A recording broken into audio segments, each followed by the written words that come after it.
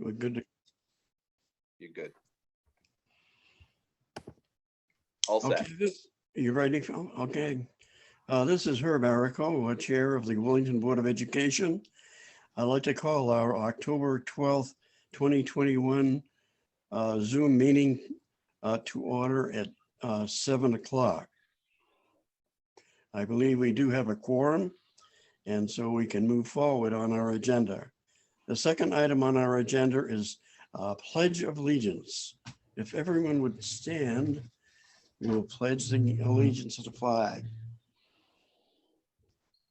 I pledge allegiance to the flag flag of the United States of America and to the republic for which it stands, one nation, under God, indivisible, with liberty and justice for all.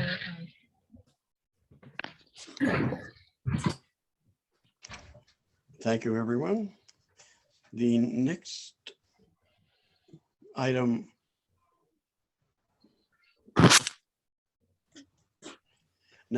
on the agenda is present to speak. This is an opportunity for anyone in the public to speak at this time, and just make sure that that you stick with issues relative to the Board of Education and don't get into personalities. And we'll allot you 3 to 5 minutes.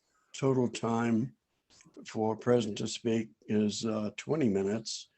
And if you don't want to speak at this time, there will be an opportunity later on in the agenda to say a few words also. Okay.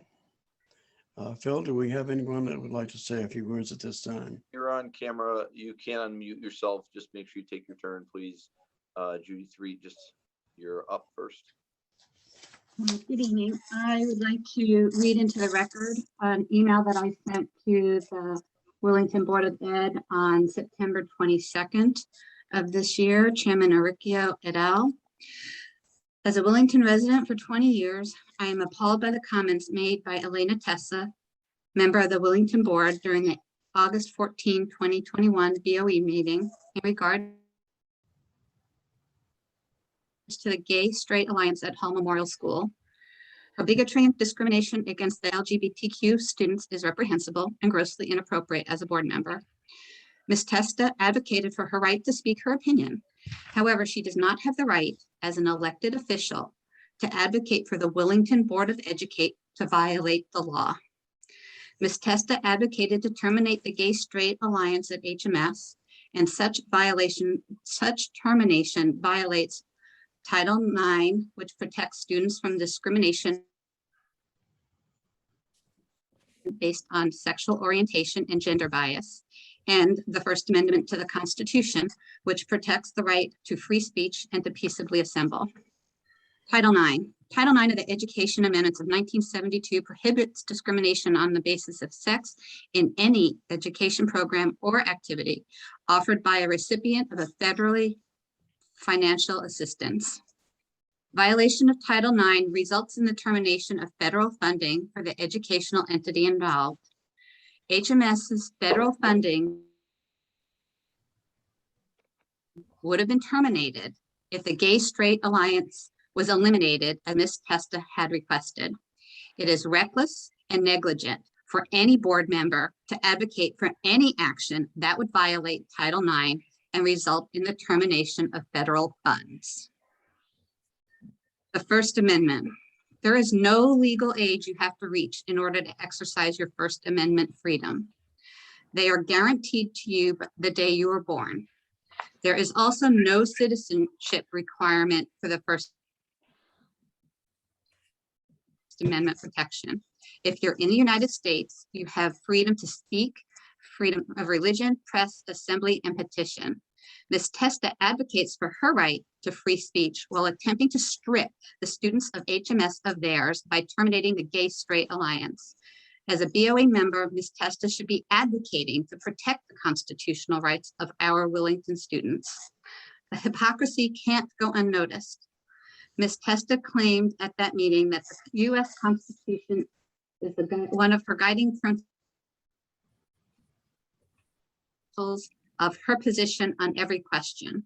Ms. Testa does not seem to understand that the Constitution does not only protect her rights, but the rights of the Willington students as well.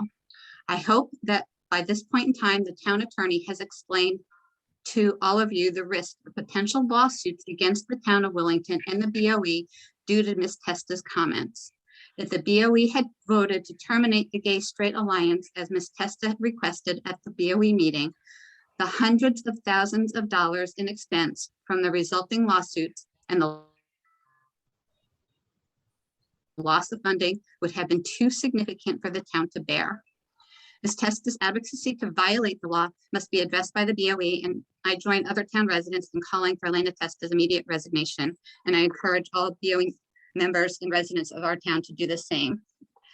That's the end of my letter. Since then, you have put out a statement about the actions of that evening, but I just want to say, as a former practicing attorney, I am appalled at any elected official who is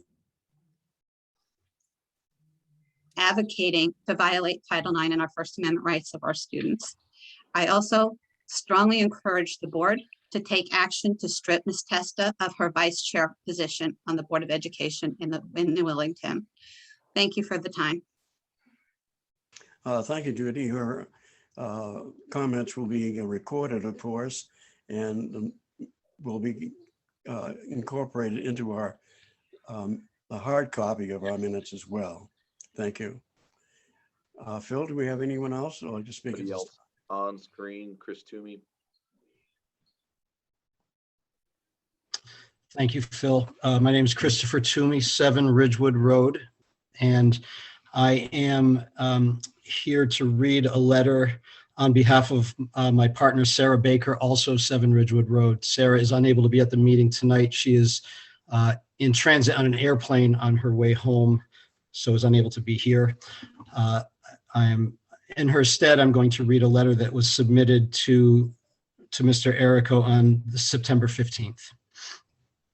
Dear Mr. Errico, in the Board of Education bylaws, it states that you will uphold and enforce all laws, rules, regulations, and court orders pertaining to public schools. The vote proposed at the September 14th Board of Education meeting is in clear violation of the Federal Equal Access Act. Additionally, Connecticut state law expressly forbids local boards of education from discriminating based on gender identity or sexual orientation, among other characteristics.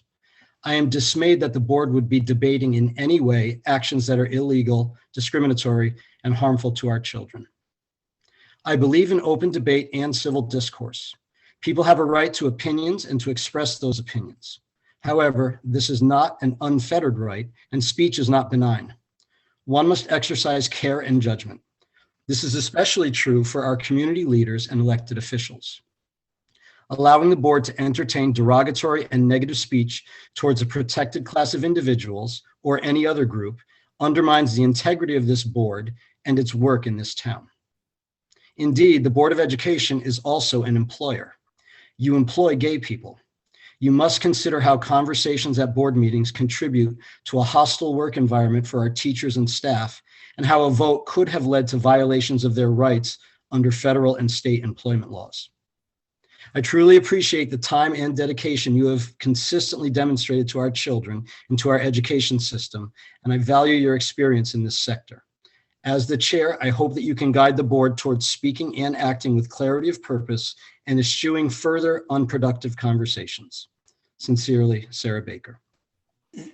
Thank you for the time. Thank you, Christopher. Anybody else on camera that I see? Anybody that wants to pop on camera can, or if you are not on camera, you also have the ability to unmute yourself. Just identify yourself, please, if you unmute yourself.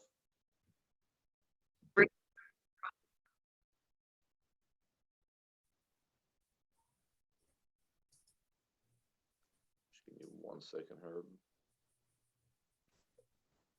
Again, anyone that is not on camera that would like to speak, you can unmute yourself.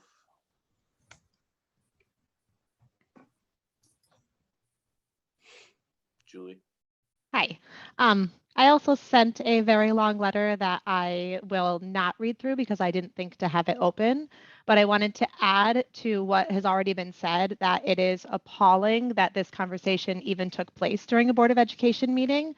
I want my children to grow up in a community that is inclusive and that is supportive of every single child.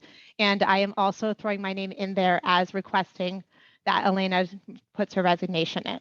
This is unacceptable. It is not, it should not be supported. And no one's personal agenda or religious understand what they believe in should be in any way, shape, or form, any way near our Board of Education. It's inappropriate and it's unacceptable.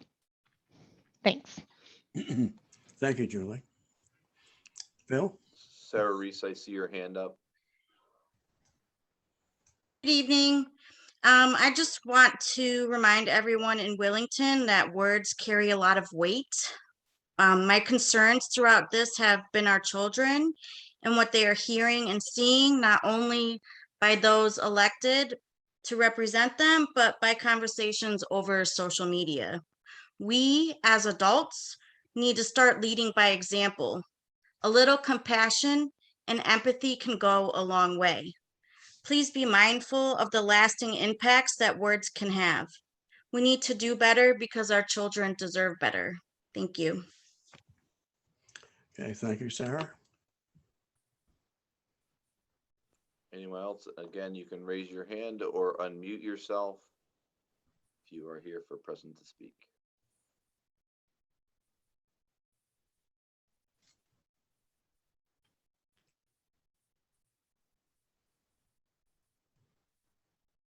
I believe that is it, Herb. Okay. The next item on the agenda is a presentation on the Wellington Public School data presentation, district goals, and also curriculum strategic plan. Phil, how are you handling this? You're going to give the Yeah, so I'll share my screen. So I have my administrative team here right now. Mary Beth Moyer is on screen. She is our interim elementary principal. We have Mary Kate Shaughnessy, who's here as a middle school principal. We have Marsha McGinley, who's here and is the pupil services special ed director. Your title gets longer every time I say it, Marsha. And then we have Erin Conley, who is our director of curriculum and instruction. So we have a, and I'm going to share my screen. We have a brief presentation for you on, hey, Michelle, while I'm sharing my screen too, can you just keep an eye on participants for me, please? Thank you. This is, oops, sorry, to say something, somebody say something. I was just going to say, when we're done with the presentation tomorrow, could you email us a copy so we can look at it? I will, and I was just going to say, I will email you our entire, so our admin goals are part of this, were considered when we wrote this. So you'll see that whole piece. You'll see our presentation, and you're also going to see Erin's plan, which, and you'll hear from the curriculum committee tonight that what she shared. But this is meant to be a snapshot, so you have some of that information for the board and the public. So I'm going to start with the SBAC cohort analysis in math. And so this is probably the most grim piece of data that we have today. And it's the first slide. Typically, when you look at this, what you're seeing here is this, what I'm circling here, 2021 grade. This is our last year's group of students. And so when you look across last year's group of 8th graders, this is them in 3rd grade, 53. They went to 61 in 4th grade, 5th grade, 6th grade, 7th grade was their COVID year, and 8th grade would be their 43%. Okay, and this is out of 4. So a level, we want students to be at a level 3 or higher on SBAC.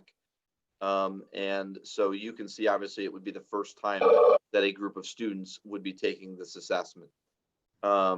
Typically, when we share this data, we want to show you a growth model. And in the past, we've had this slide to show growth because you can't see from the percentages how a student has done. Did they improve? Did they not have the progress that we wanted? The state did not release that this year simply because the last time the students who have taken this test before was 18-19. They left it off. So the COVID year of 19-20, there was no assessment. 2021 in May, it was the first time they actually ever gave this test with some remote learners. We did not have a lot of remote learners, but it was part of the process. What the state has said is across the board in math, this was the area that towns and students by far saw the biggest drop. And you can see it in our scores. The proficiency rates for students, from 18-19 were substantially lower. And it didn't matter, English language learner, if you were to identify with special education, it didn't matter what the area was. All scores across math were significantly lower. One thing that I'm going to speak to is that this is the first time, obviously we've had a pandemic from March of 2019 to June of 2020. It was really the first time that we're not doing as much hands-on math as we would have liked, because the instructional model obviously significantly changed with COVID. So that's one thing I kind of attribute to, is the importance of hands-on learning, that students did not do as well with math instruction and learning because that was missing. So you can see, obviously, we matched the state in this, that our scores were significantly lower in math than they were in anywhere else in ELA and language arts, but we matched what everybody else did, which is unfortunate. We'd like to outperform other folks, but this is low. The second piece is the language arts piece. And this dip, where other people saw a dip in ELA, we did not. We had a minor dip. Remember, this is the first time third grade students take this test, and during a wild year, 36% were at level 3 or higher. In the fourth grade, you can see this was their first time taking SBAC, 54% or higher. And then typically what we want to see is growth. So you would want to see students go from 49 here and increase to 56. That's what we would want to see all the way across. You can see that sometimes we have a dip. So there was a dip from this sixth grade group, 66 to 47, COVID year to 56%. And you can see that the dip was smaller here in 7th grade and in 8th grade. So the dip was not as significant as obviously everybody saw in math.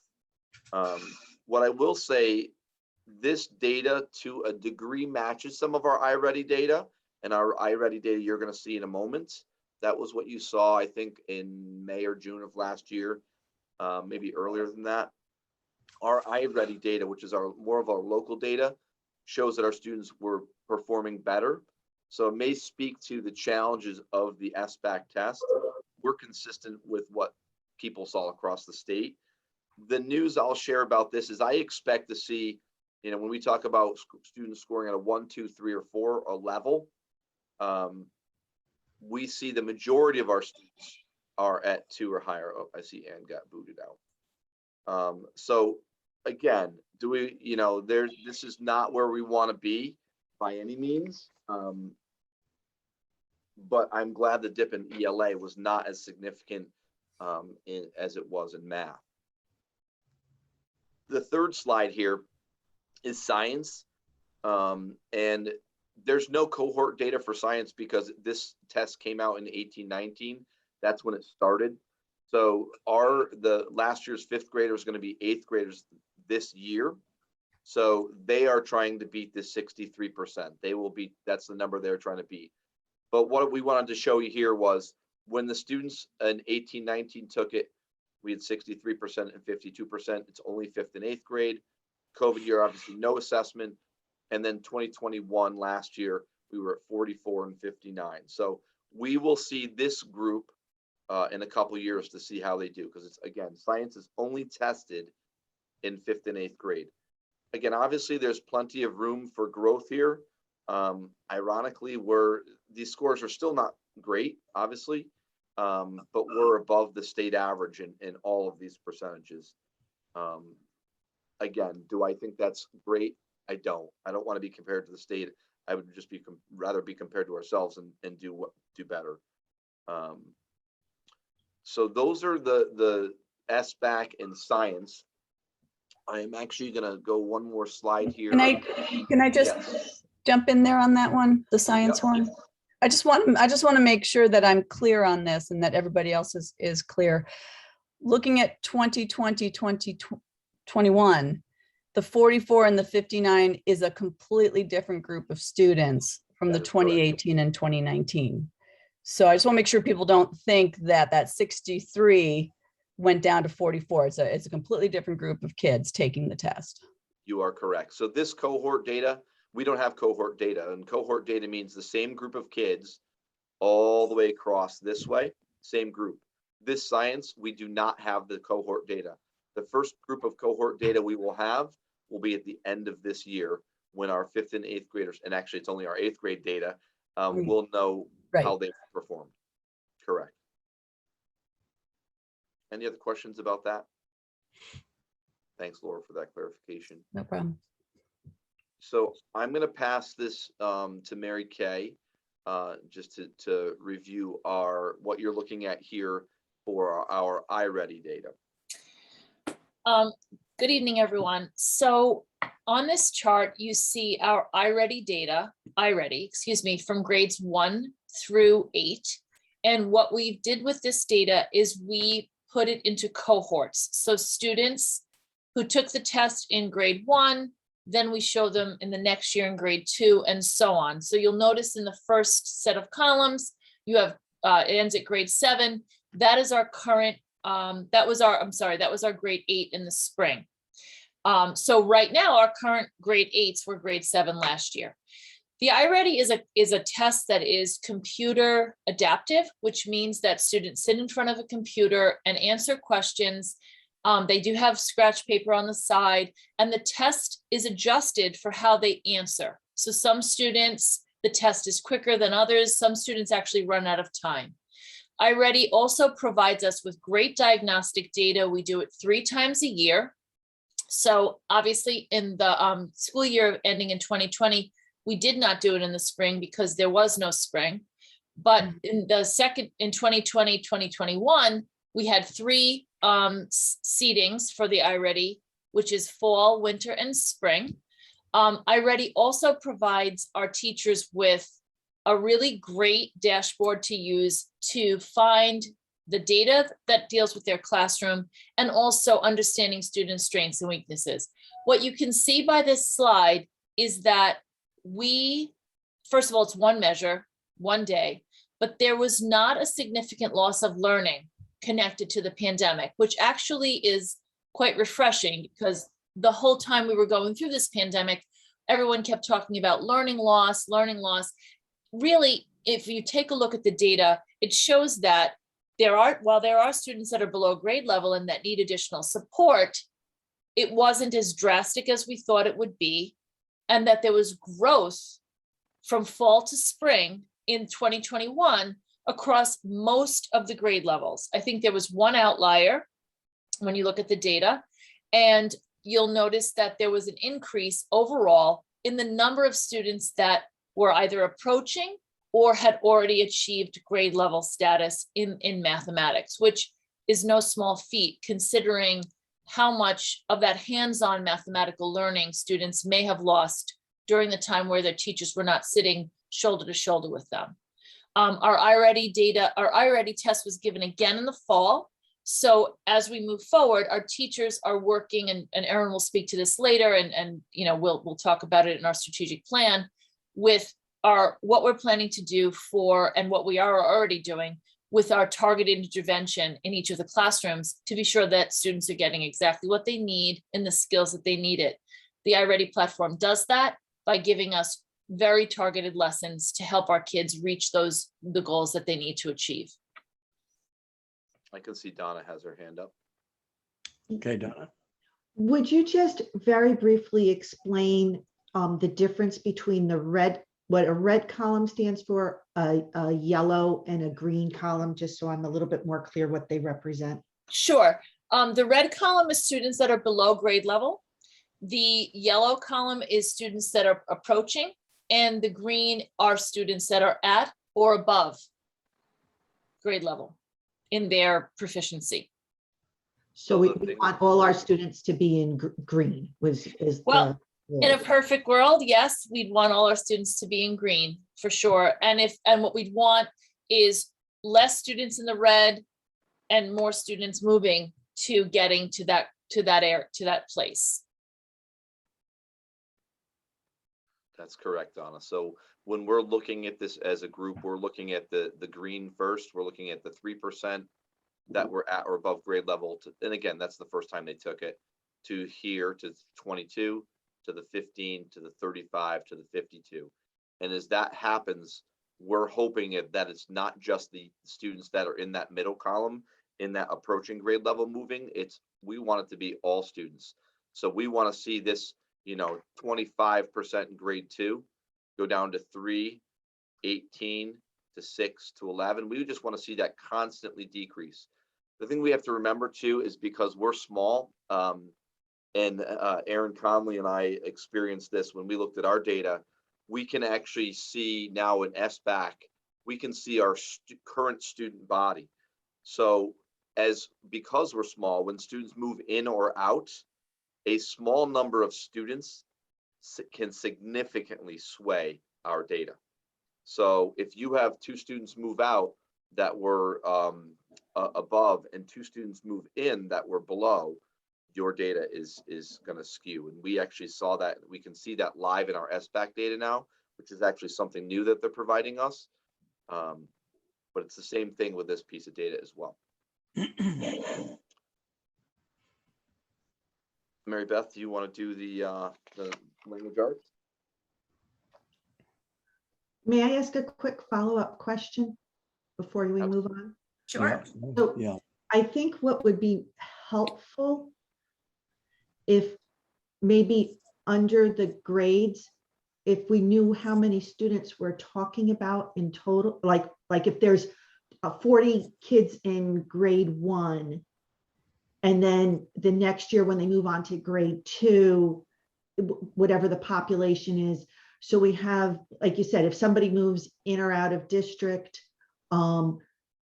with the numbers that we have, since we have less than 400 students overall, just somebody moving in or out, it doesn't necessarily mean that the students that we have started doing better or worse. It's really, we wouldn't see that at this level because that would be at a student level, which we shouldn't be looking at, but it would give us an idea if you have 10 students move in or out, what we're really dealing with. If we had 2 students that were in the red and then there were 0 students and then 30% is really still 2 students at the red, we know that there's what kind of population is struggling. Absolutely. So we can look at, and we do that on our end. We can see it, the growth for student to student, as long as they're here. But we can look to see how many students, and I'm going to say apples to apples.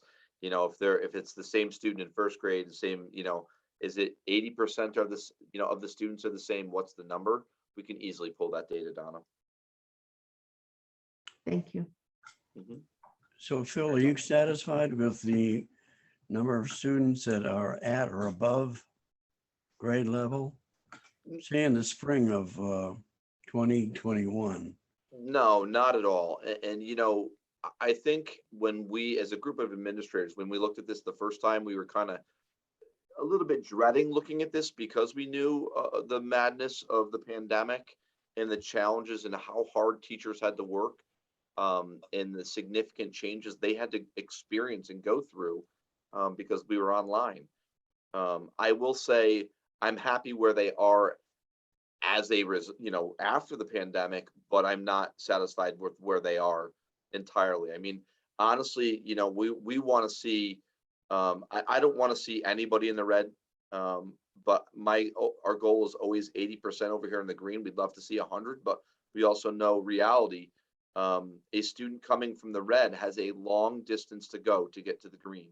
They have a lot of makeup that learning to catch up on. And so, we're not satisfied with that. And obviously, that's why we have an action plan according to this.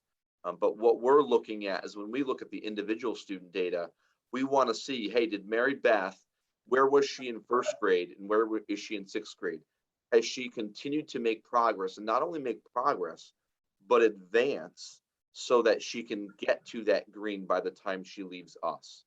And typically, students need to make at a minimum of 1.5 years growth in a year to catch up by the time they leave us. That's all well and good, but those of us in the red, for example, are below grade level. I can't read the figures in there, but I don't think there's a substantial growth, is there, in that particular group? Going from the fall to winter to the spring? If you're just looking at 2021, we want to see that number shrink. So this is the lowest it was. This was the lowest it was. The spring was the lowest. This was the lowest. This was the lowest. And that's the point. This was not the lowest, but it was close. And this was the lowest. So when we start, and this was not. So again, one of the things that I've harped on is that, and my staff probably is tired of me hearing me say this, is that I want to know that when we have a student identified in first grade, we'll say someone that falls into this 19% here, I don't want that same student to be in the red when they leave us. We need to do something different, and that's one of the reasons we're talking about professional development and doing letters training. It's directly tied to this. So no, again, we're not satisfied, but I really want to see these numbers shrink because they're too high. I know Donna has her hand up, and so does Laura. Laura can go first. Okay, I just wanted to chime in on that. That when you were going through the reds, you're saying that some were not the lowest, and they weren't, because in the winter they dipped down, but all of them, the reds are lower than they were in the fall, which is a really good sign. Exactly. And all of them the green is higher in the spring than they were in the fall. So those are both really good trends to see. And, I mean, especially in a year like 2020, 2021, I mean, at least the numbers are over the year going in the right direction. Yeah, and we're stealing Mary Beth's thunder. That's really okay.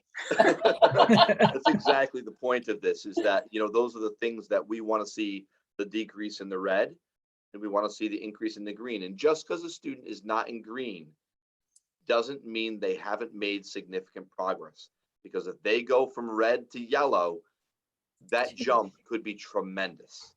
So I want to remind everybody of that's significant. Donna had her hand up too. Donna? So when is the fall of 2021 going to be given, where we could then compare the fall of 2021 to what you have in front of us now? Do you want me to answer that? Okay. Yep. So our testing window for the fall of 2021 just ended, and our teachers are taking that data right now to determine who they will be having their targeted intervention with in their classrooms and who will have tier 3 interventions. So that information will be available fairly soon for this type of distribution if data needs to be compared. With learning, there's always the summer slide as well, but we've seen some pretty decent movement for the kids in the fall. So it should be ready fairly soon. Thank and if you. I could just add to that, Mary Kay, thank you for doing the presentation, actually, getting me all ready for this slide. But just to add to that for the audience, at Center School, our window just closed as well. And today we had professional development, and we are actually starting that discussion with our grade level teams on looking at their grade level data, really studying it, pinpointing where they're going to provide the strategies for those students. So Erin Conley gave a wonderful presentation today, and our teachers are raring to go to really study this. So One of the things I just want to add to that is, and this is, I think it's a bit of a disappointment when we moved from the CMTs, the Connecticut Mastery Test, to SBAC. The mastery test, we could go down to a very specific strand to see how a student had performed. When we went to SBAC, it's very limited how deep we can go for how a student performed. On iReady, we can really drill down to some specifics. And so when, you know, Mary Beth and Mary Kay start talking about making groups and identifying some of those areas of strength and areas of need, we're using that data. And again, I like what Mary Kay said before, this is one data point. Exactly. It is only one data point. Just because a student scored well on this, you know, we want to look at the whole child and all of their data. So we take that into consideration when we start forming groups and things. I don't know, Mary Beth, I don't know that. I really don't have much else to add. Okay. My thanks to MK. All right. So we're going to move on. So the climate survey, Marcia McGinley. Good evening, everyone. So as we are looking, spending a lot of time looking at our academics, we're also spending a lot of time looking at our social emotional learning for our students, because it really is top priority for us. I know it's district goals, but also for, I think, every other school in the United States right now with COVID. So it was an interesting year to do a survey, you know, with everything going on last year, but we did survey our staff, our students, and our parents in May of last year. So this slide highlights some of the responses that kind of really stuck out. So I'll just go through them quickly. For staff, as we know, COVID has negatively impacted staff morale. It's been hard. The staff are saying that we need to provide more SEL support for the staff. And they're also saying that students need a comprehensive SEL program, social emotional learning program, which, as you know, came a few meetings ago, and we talked about second step program that we have started to implement. The survey also revealed some students' feedback, which was very positive. The CES students' comments were positive, and just a few mentioned mean behavior. The HMS students feel safe in their building, and the majority feel happy in school. I think that's not surprising to us because we had such a good number of students attending school last year, whether it was virtually or in person. Parents, some feedback that they provided us were looking for greater alignment between expectations from teachers and staff. The majority of the answers for one specific question, that question was, my child likes to come to school each day, were all positive answers, or some of them were most of the time, they said. Some responses noted students being treated unfairly at school because of their academic level. So the responses that we received, like I said, were really positive for the year that we had, gave us some good insight in some areas, and really helped us to be able to address, you know, the areas that we needed to look at. As I had said, we are now in second step. We've done several weeks of second step in both hall and center, and it's been very positive feedback from staff and students. So I think we're moving in a wonderful direction. We are looking to do a climate survey again, probably within the next couple months. We'd like to hear feedback from, again, staff, students, and parents to just see kind of where we're at, to help us continue to move forward. Questions for Marcia? I do. Was that Laura? Yes, Laura. I'm just wondering if you could elaborate a little bit on the first bullet point for the parents, what that meant, looking for greater alignment between expectations from teachers and staff. Mm-hmm. Well, you know, I think we have everybody has different expectations, whether it's from building to building, teachers or related services staff. The second step program is really helping us to align our expectations of our students, really make sure that we're using common language, we have same expectations. So that's really helping us to align and address that area, I believe. Yeah, Laura, you're actually going to see the answer on the next slide. Okay.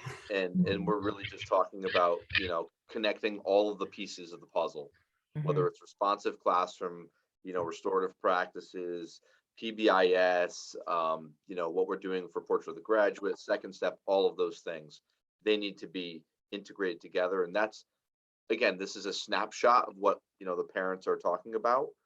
And one of the things that I think was the most challenging about climate survey for this time of year was, let's face it, I don't know that there was too many people happy about the way we were providing school. Middle school students didn't want to be cohorted. Let's just face that. I mean, they wanted to see their friends and they didn't mix. It was their group and they stayed with their group. And so we saw typical comments that we would kind of expect in a climate survey for that time of year. It's not a surprise.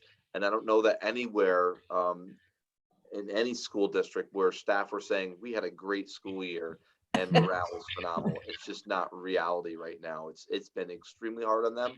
And, you know, we recognize that. And it's one thing I said in my convocation speech was I didn't do the enough work last year for staff on the SEL side that I should have. And that's something that I've asked my administrative group to do this year, and to make sure that the staff has the social emotional support they need, because we want them to be here. We need them to be here. And they're such an important part of this process. And they need to be in a good place to be able to teach our students. I can't see everybody, so if you have a question too, you can just holler. All right, so the last slide we have here is our action steps. And Erin, I'm going to pass this to you. All right, thank you. It's a good evening, everybody. And then I believe I'm moving from this into my plan because there's some connections. So as you saw leading up, we saw the data, right? So we did our data dive, and now it's kind of, so what do we do? What's next? The four major priorities were curriculum instruction, targeted instruction for students, high quality professional development, and climate, all of which is going to build this capacity of our students and staff. Within curriculum and instruction, as you know, which is why I'm here, a big focus is the development and revision of our ELA and math curriculum. Specifically, we're working on that this year, which includes formative assessments, which is, so just for clarity, what you're seeing, the iReady is more is a benchmark assessment, which gives us kind of a big picture of what's going, and formative would be more right in the moment. So for instance, you know, if the learning objective was to write a fraction, you're assessing right in the, at the end of the lesson, can they write the fraction? That's a formative assessment, really getting that in the moment data so you can change instruction the next day based on that. Targeted instruction for all students. So this is what you heard a lot about over this evening. It's what we did professional development on at both schools today. And that's where we took, the teachers are really looking at this data, looking at similar needs of students. So let's say, you know, you're looking at, oh, this whole group of students has doesn't understand fractions. Because in iReady, as Phil said, you can go that deep. You can look specifically at what those gaps are. And then we were talking to the teachers, okay, so you know this group needs fractions, and then finding resources to support that gap filling. And that's both intentional planning, but also systemic and structures. So we talked about WIN block, which is the middle school and learning lab structure, and really looking at what happens, what personnel are, really looking at personnel resources and really building a system that is very robust to support this work. So that's a lot of the work we did today, actually, and we'll continue to do throughout the year. That is what's going to get our yellows to the green. That movement that we were talking about, that work right there, that targeted instruction is what's going to move kids from section to section, from red to yellow, yellow to green. And then next is update our district intervention plan. So we talked about this, I think, at the last meeting as well, but we've really been working on the scientifically research-based intervention SRBI process and documentations at both schools. So looking at, again, that systems approach. And then the high quality professional development, as you know, our ELA, speech and language, and special education staff are all in the midst of their letters training to improve reading instruction and build the capacity of the teachers. Rolling out updated curriculum throughout this year. So I had mentioned, and we're going to talk a little, I think you'll see it in my plan, but ELA second half of the year, there's a unit launch so we'll be launching the new ELA unit for the second half of the year and then working on math to roll out for the beginning of next year. So next year, we should be rolling out ELA and math curriculum. And then finalization of the Portugal Graduate, which is work we're doing with the region as well as Greater Schools Partnership. So that is a collaboration, but our goal is to finish that for our school for our 8th graders at minimum, but at least 8th grade, 4th grade, so we have an idea of the milestones within our district.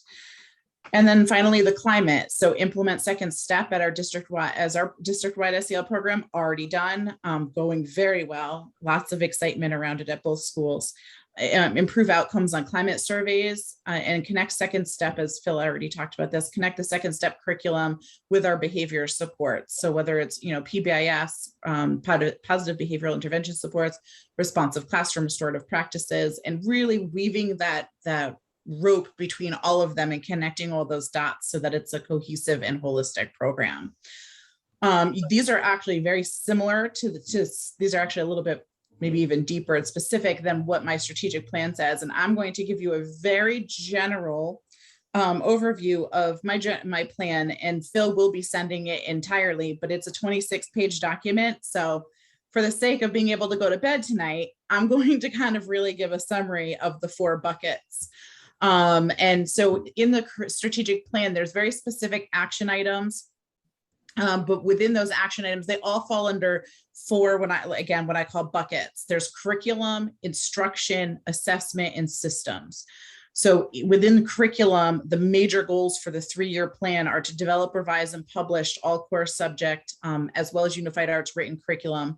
And then number 2 is to develop project, so PBL units, project, place, or problem-based units that integrate the subject areas and allow for that authentic learning, a very hands-on style of learning that's relevant and really mimics the real world. And then audit and revise curriculum resources so that we make sure that those are all reflective, that they match the core components and reflective of the global community skills and competencies needed, especially at the ones we identify in Portugal Graduate, as we do that work, and integrate health and wellness into the curriculum. Instruction is really rolling out all of those and making sure the capacity and personnel systems are supported with these rollouts, and with the second step, the professional PBL, as well as all the core subject areas in unified arts, and really continue to build capacity of educators through training and coaching, both specific trainings as like letters, and for math, illustrative math program, but also in the moment coaching. So really having those coaches, Kristen for ELA, and in the future, and next year, we're looking at, math, and Erica really being able to support the rollout of the ELA and math curriculums.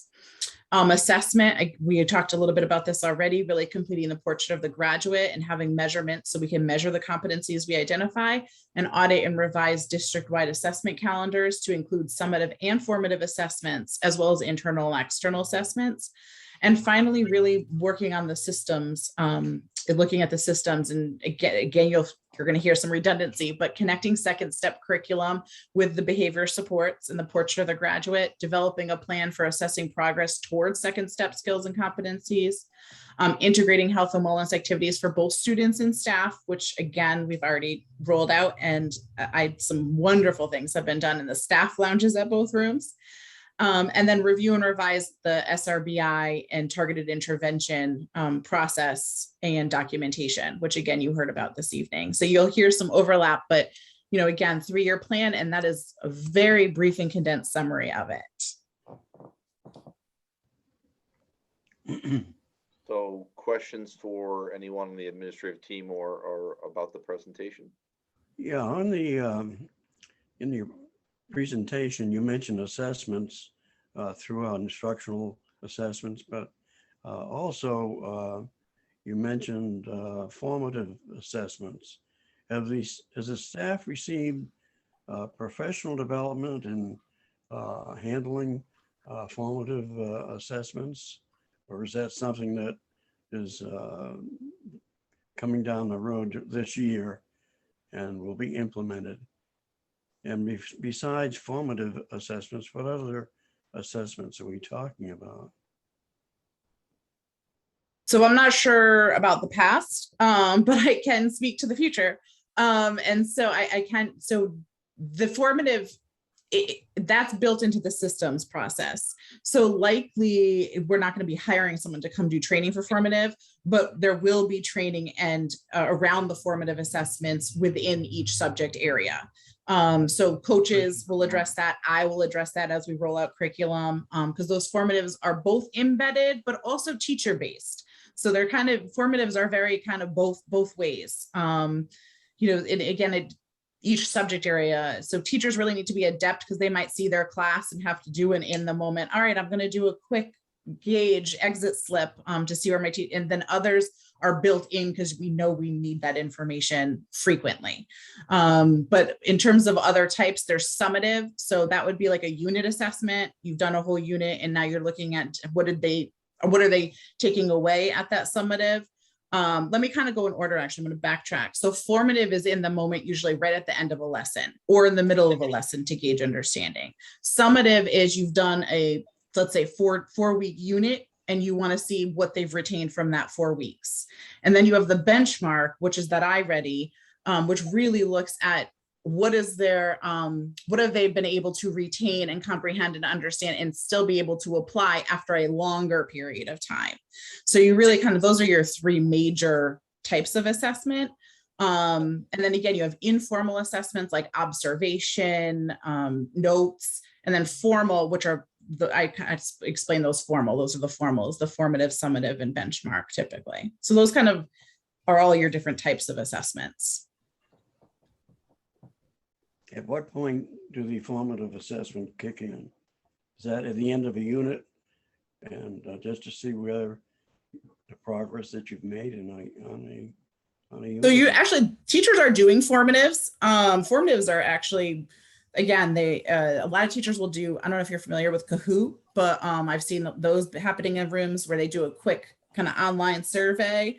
But any kind of quick check for understanding for kids would be considered a formative. Those are already happening. Again, it just, as we roll out curriculum, they'll be more formalized and built in. Right now, they're kind of more they're more teacher driven. But they'll be more formalized, but they are happening. They are happening already.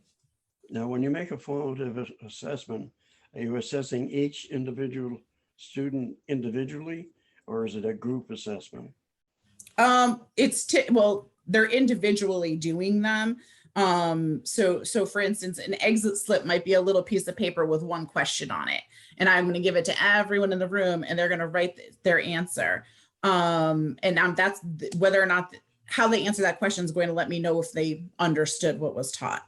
So it is individual, but you're administering it as a whole group. Yeah. Mm-hmm.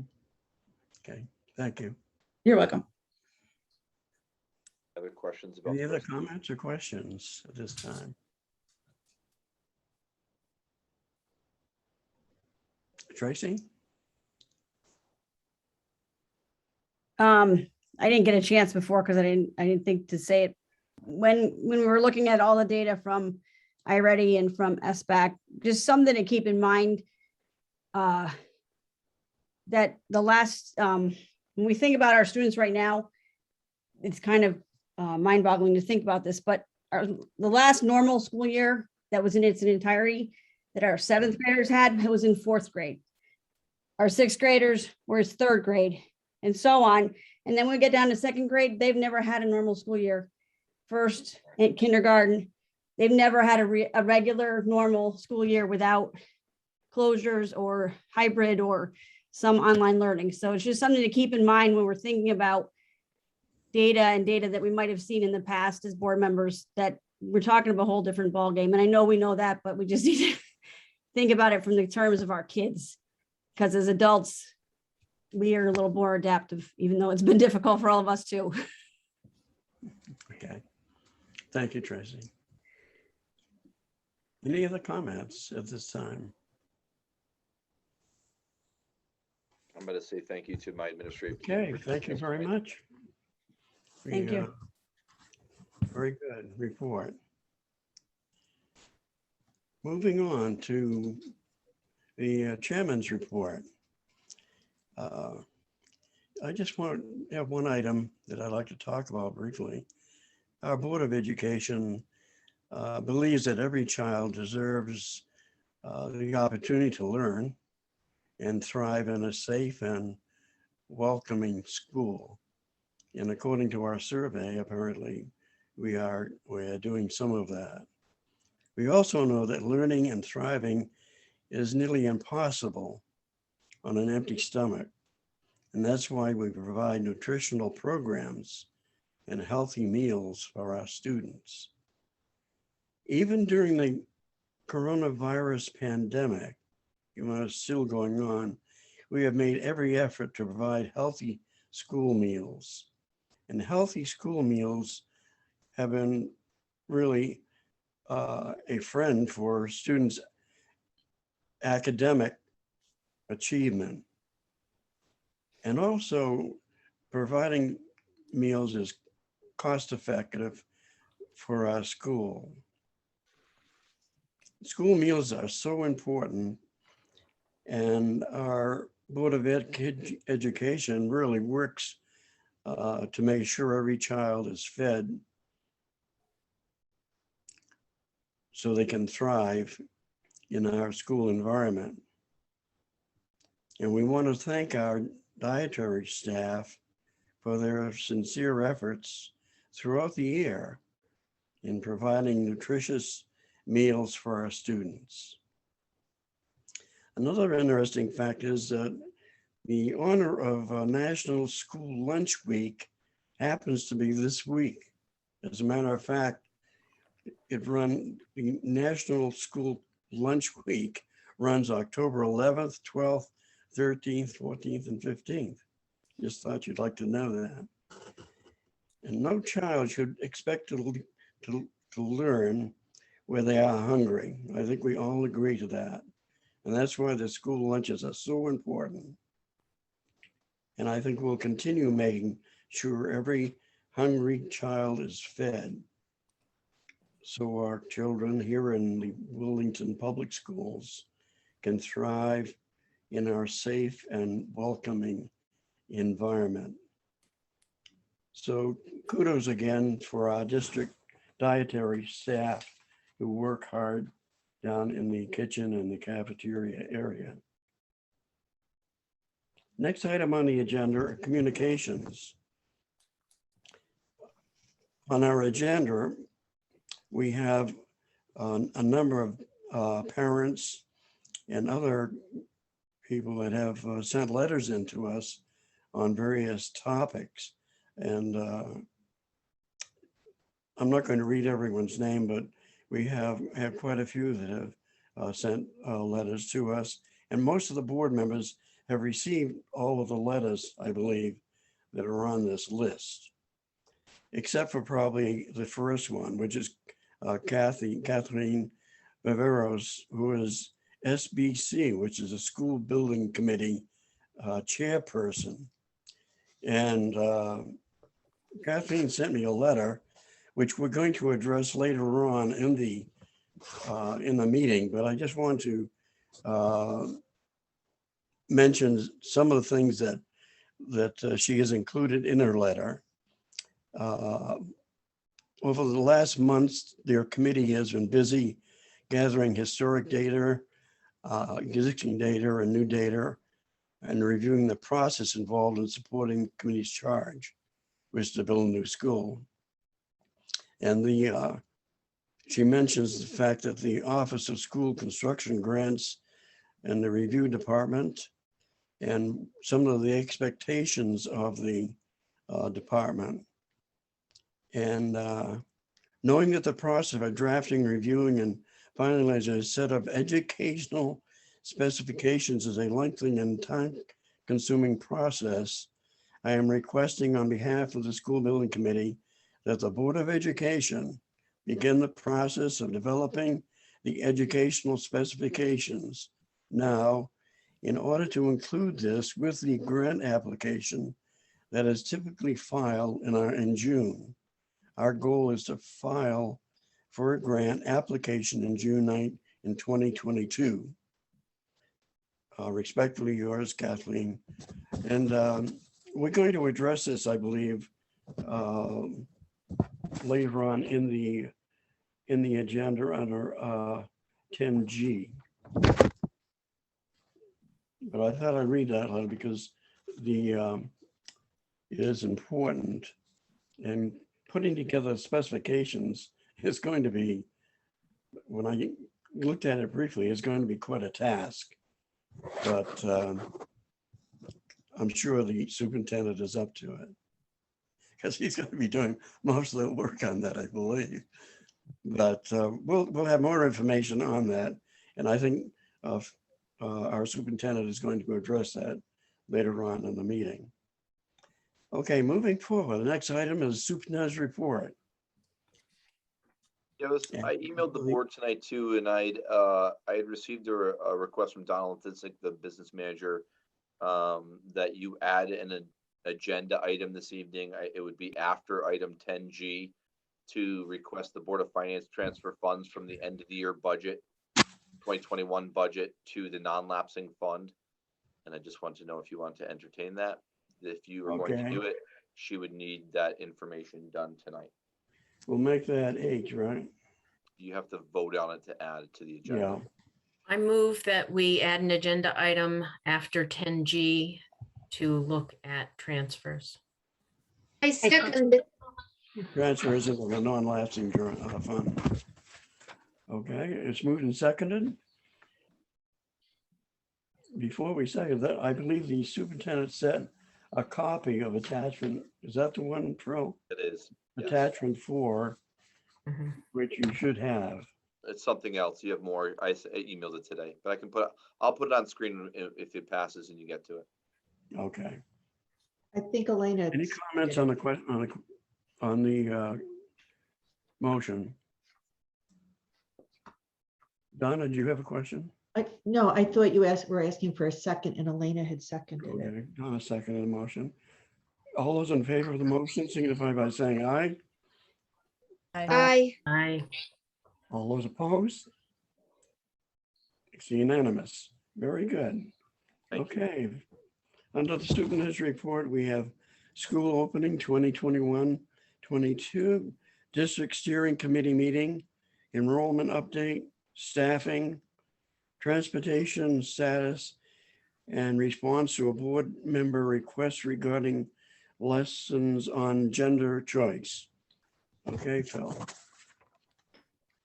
Okay, so school opening, our first 6 weeks of school has gone well. We have only had 3, and I'm saying only just because I know what other districts have been dealing with. We've only had 3 positive cases of COVID in the school community. None of the cases that were in the school community resulted in transmission to another individual within our schools, which is fantastic. I'm sure you saw the mask requirement was extended by the governor's office into February of 2022. And obviously we have to continue to abide by that mandate. So far, the vaccine mandate for staff has not affected our staffing. Unvaccinated staff have been extremely cooperative with the weekly testing requirement that they have to follow. And it's had minimal impact on hiring new staff. If I want to hire someone now, they either have to be vaccinated or they have to have a religious exemption or a medical exemption. They cannot choose to test. So far, it's worked out for us. We have been able to operate boys and girls soccer. They've been out there on the fields, which is great. The implementation of our staggered seating at lunch. Students are in their lunch waves together by their grade levels. They're able to sit where they want. There's seats between them and across from them. It's going well, and they're glad to be with their peers, I think, and not eating in their classrooms, as are the teachers. And students are mixing classes, especially in the middle school. Last year, they stayed with their cohort group. They're mixing, and things are going well. So our reopening plan has gone extremely well, and we've had a good start. The district steering committee, they met to discuss 2 things: the teacher evaluation plan and discuss the next steps for Portugal Graduate.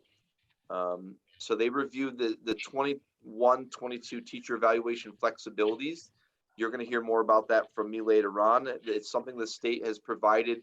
Again, just during COVID times, they're providing some flexibilities, and I'll be requesting, the committee will be requesting your approval later in the meeting.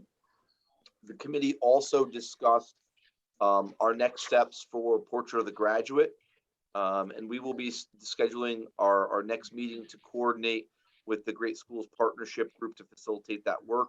I have a meeting with them tomorrow. We've been working all along, and we're closing in on getting that group together with the Great Schools Partnership. And again, that's entirely grant funded to do that work.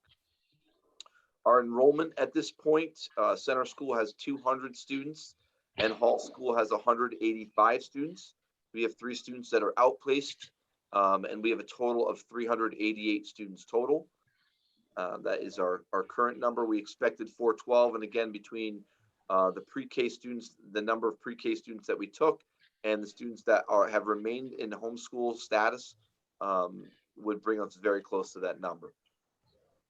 As far as staffing goes, I will tell you, one of our longtime staff members, 3rd grade teacher, Bryn Lipstrew, and I sent you this letter. She's resigned to work as an instructional coach in Sprague, and she's looking to advance her career.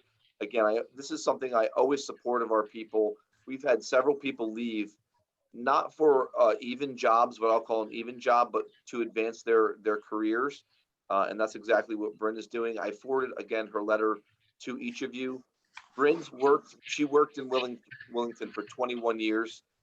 She and I came into this district together in 2000. And I sent her a picture. I have it on my bulletin board of a new staff thing, and we were on the same thing together. So she's put her time in here. I greatly appreciate the work she's done. She's going to be missed, and obviously I know we all wish her the best in the future.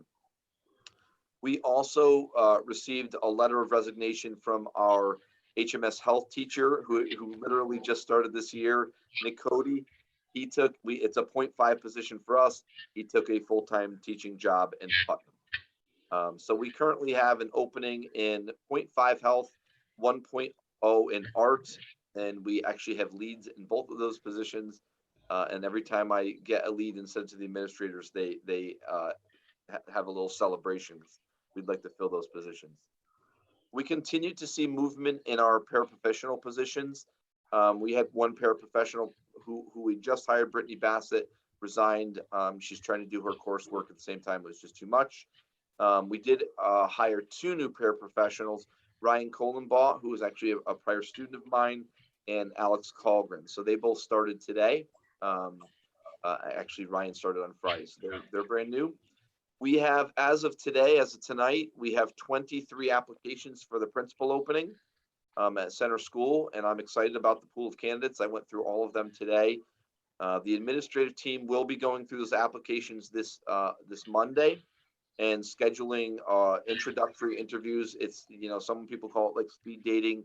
They're quick, get to know you, 15-minute interviews where we can go through a lot of candidates just to see if they, how they're answering questions. Do they meet the qualifications we're looking for? And that will happen on October 25th.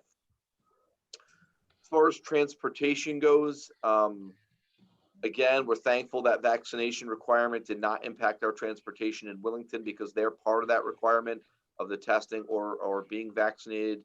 We do continue to struggle to find transportation for sporting events because we don't have any subs.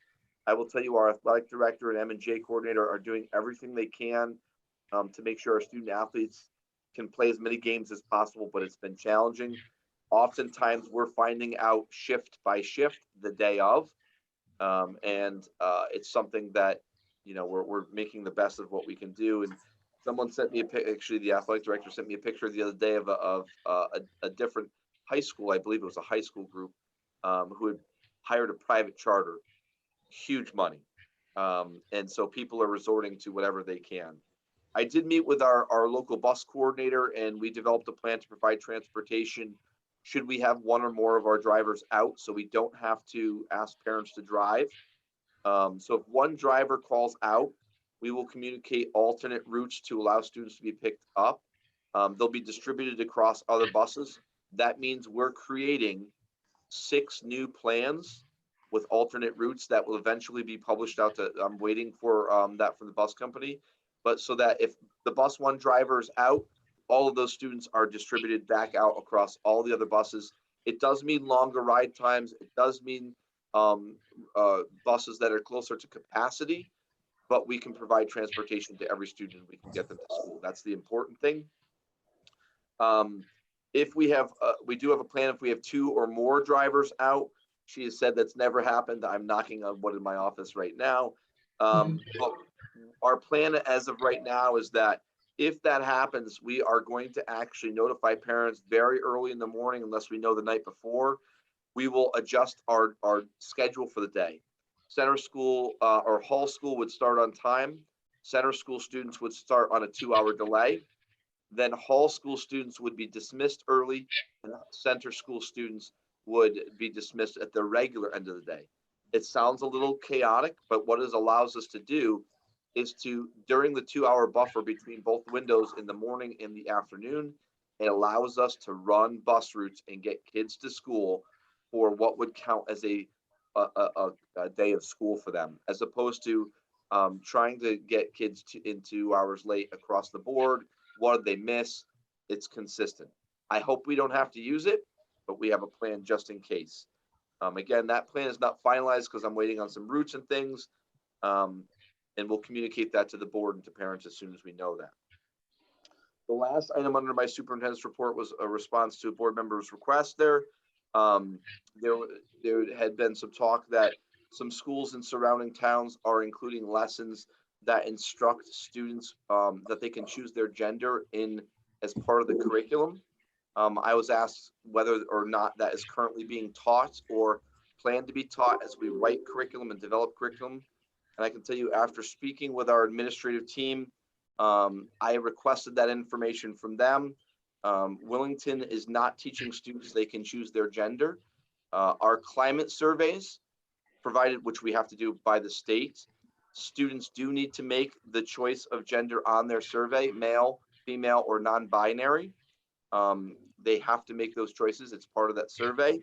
We do have books in our libraries for students that students may choose from that may have gender contained as part of the narrative. It's typical, but it's not something that we're doing specific lessons on. It's a choice. Students starting in 4th grade may select books as part of the curriculum. We have different sets of books.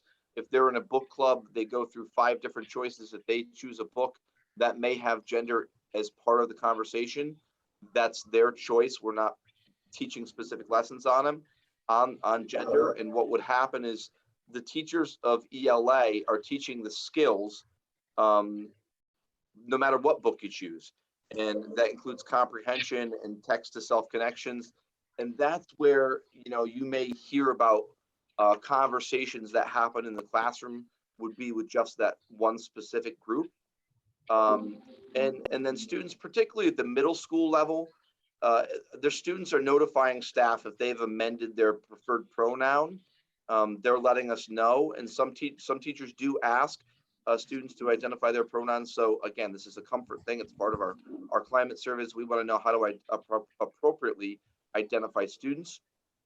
Currently, choosing gender is not directly taught, nor is it our intention for future curriculum to contain this material.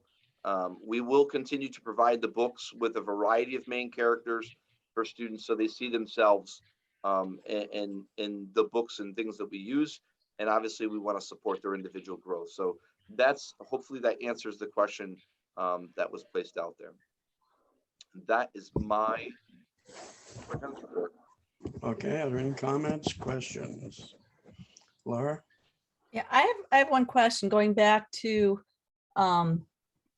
staff, faculty staff who are not vaccinated but are cooperating with getting tested. I'm wondering who is paying for the testing for those folks? So the state told everybody, and everybody meaning superintendents groups, that it was free. And so we announced that, and then we found out after the fact that it's only the sites that they've set up. And so we were requiring testing all to come in on Fridays. And then people were saying the first week we heard people saying, I'm getting a bill, what's going on? And so we confirmed further details. And basically what we've done is we're providing some flexibility so people can go to the free sites and turn in, as long as they're turning in their test on a weekly basis. It does not have to be that Friday. As long as they're turning in their test on a weekly basis, we're counting it. So they can choose to go to a free site, or they can choose to go, hey, the CVS next to my house is not free, but I'm going to go to it. That's what I choose to do. But we're giving them access to that. The problem was, and I think, I really appreciate our school nurses in this, because they're the ones that are getting that information. We're adding work to them because they need to track it. And so if it's not coming in at a consistent time, they have to keep track of those people. There's not a lot, but there's enough that is more work for them. But we knew it was more important to allow a staff member to go to a free clinic on a Saturday that they knew was going to happen, and they did not have to have an appointment for, or Sunday, instead of trying to figure out how to set up a test on a weekly basis and turn in their results by Friday. Because they have to, from the time they test, they have 72 hours to get us the test. That's a requirement.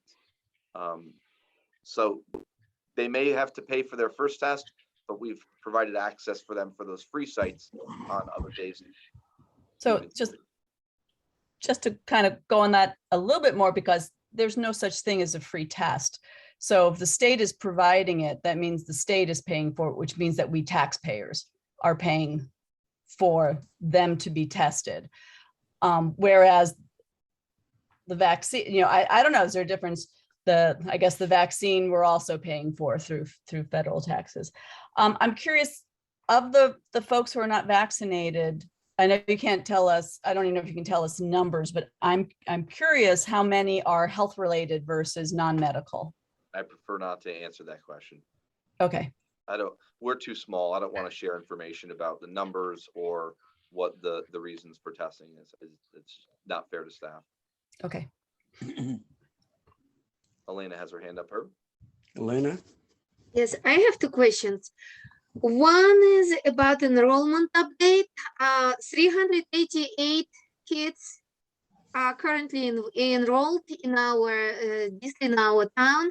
Is it an official number which was reported on October 2nd, I believe, to the state? Is it official number, or it's our own number? Because you were supposed to report it officially to the state. So the number was reported out to the state today. I haven't seen the report because it comes out of Power School. When I pulled these numbers today, that's what it was. This could be off -1 or +1, depending on when a student enrolled.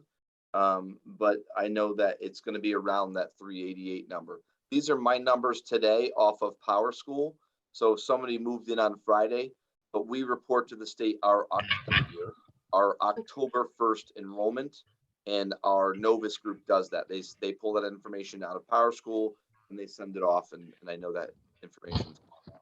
Thank you. And I have a second question, if I may, about the lessons on gender choice. I know there are a lot of parents are extremely concerned about it, so I really appreciate you honestly answering in details. It was very good response. I appreciate it. I just would like to ask, if something changes, is there a way that you could inform parents ahead that it's going to be implemented somehow in the program, so parents could relax and know that if they don't hear anything from you, then it stays the way it is now? Or if something changes, I think they have a right to know it before the change takes place. That would be just a good thing to do. And this is one of those areas, Elena, that I think falls into, the board has a policy, and I honestly did not read it before this meeting. There's a policy on what I'll call controversial content. And I would basically be abiding by that policy. So whatever, if it says in there, it should come to the board, or should go to parents, whatever it is, we would follow that policy. So I would see it as a controversial topic because not everyone agrees on that. No, I mean, can you just inform that just let people know that from January 1st, this teaching will be implemented in our curriculum. That's all. Nobody Yeah, has if to there's a change, argue that's what I'm about saying. anything. If there's a change, yeah, I would follow that policy, and that, I'm sure that says it in there that I would have to notify. What's the policy? I don't have the Exactly. number. Can That's you? what I said. I think it's called controversial content. I will pull it and send it to the board tomorrow. How's that sound? I would appreciate it. And also, sorry, I just remembered another thing we asked during the last meeting. So you would share with us the list of clubs. You still did not email it to us. If you could please do it. If you could please email it to us. Just all the clubs. Thank you.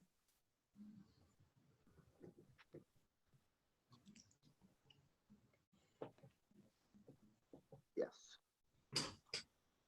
Phil, I have a comment. I was looking at some of the legislation that is being proposed by the state, and they have House Bill number 6619 AAC, which is an act concerning the development of a kindergarten to 8th grade model curriculum. It requires the State Department of Education in collaboration with CERC to develop a model curriculum for grades kindergarten to grade 8, which includes us, inclusive, for use by local and regional boards of education.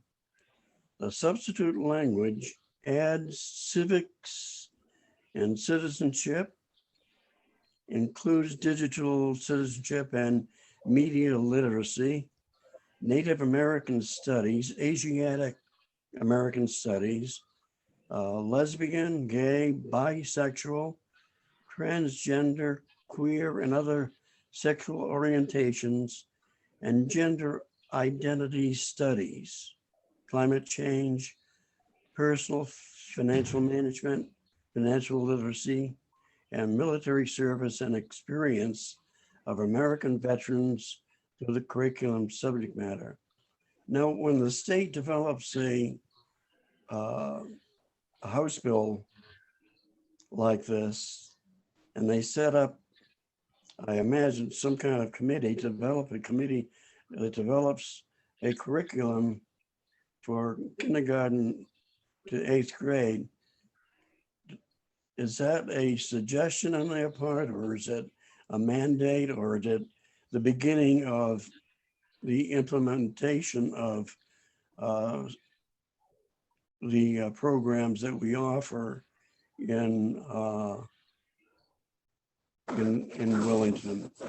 Because we have not only that legislation, but there is other legislation as well that impact us. So the curriculum that we offer is impacted by what the state wants as well, the way I see it.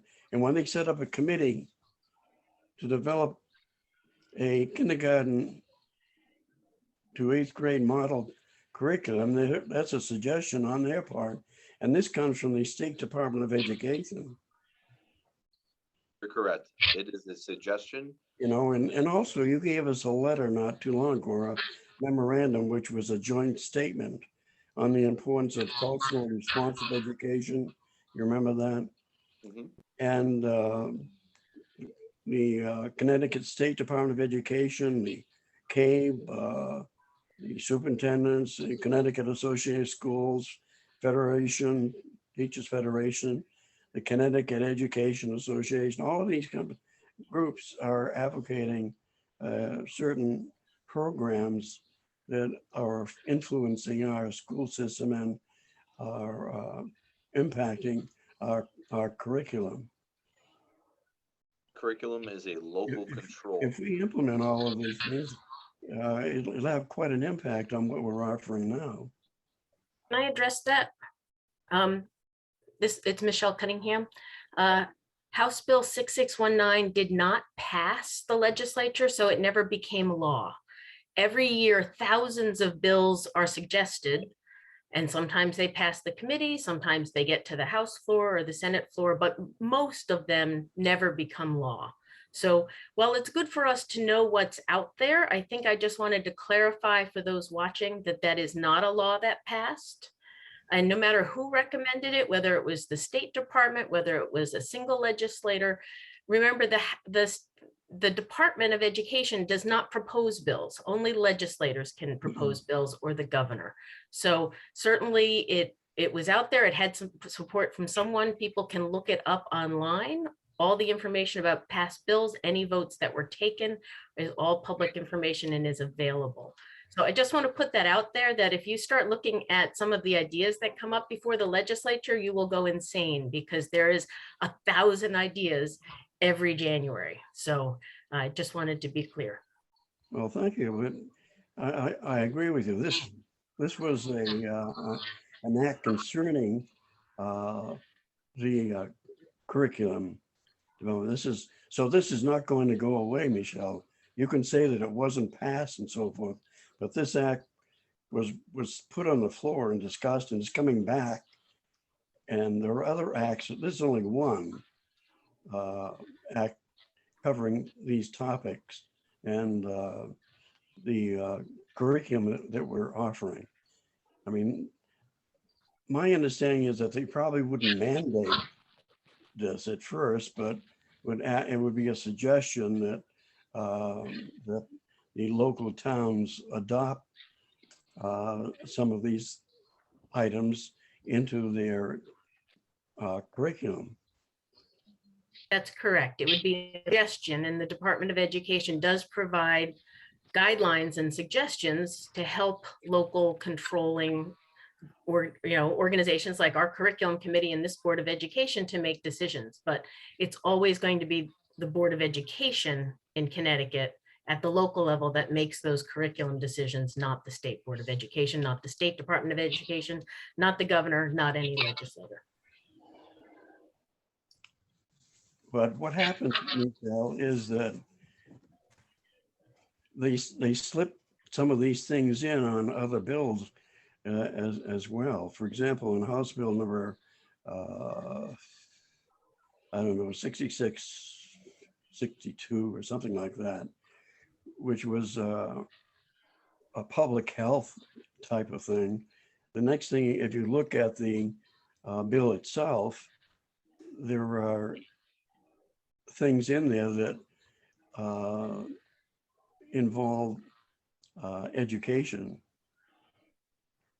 So that, I mean, they can slip something like this in almost anywhere, and also the state sets up these joint committees or committees, and they do a lot of research and development and come back with a suggestion, and it becomes, a bill, a proposed bill, as you say, and it is discussed, pro and con, and it passes or it doesn't pass. But this bill almost passed, and it's coming back. So I would also state that 6662 never passed. Any idea can come before the legislature and can get a vote. And some of them come back, you're right. I've been proposing a bill to encourage more summer camps for 5 years. I haven't gotten it. I talk about summer camps to everybody I talk to, but just because the idea is out there doesn't mean that A, it would pass, and B, even if it did, it would be a suggestion and it would come back to the board. So of course they can slip things into a bill that sounds familiar, but 6662 isn't about education. But the people who follow education certainly are following it, and we would hear about it through our cable alerts. We know what's going on. Indicators. Yeah, you're right. I mean, I know how the legislation works, and you're right. But these things keep coming back, and I'm just saying that some of them are mandated and some of them are suggested. I just make a suggestion that this is not on the agenda, so I just want to make sure that. I'm sorry, I can't hear you. This is not on the agenda, so I just want to make sure it wasn't as part of my superintendent's report. I just want to make sure that we keep no. I think Donna has her hand up for a while. I was just going to say, You know what, I will ask Phil the question later. Because I was looking at the CABE July 2021 in relationship to what Herb said, but I will ask him at another time so we can move on with what's on the agenda. Thank you. Okay, any other questions regarding the superintendent's report? Okay, thank you, Phil. We're going to financial report. Item A is the October 21-22 financial report, attachment 1. Does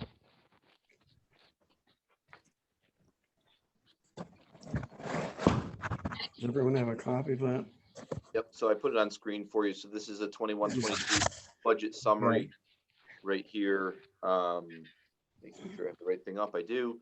So again, I made my notes underneath so you can see where we're at, and if there's money left, why. If there's not money left, why.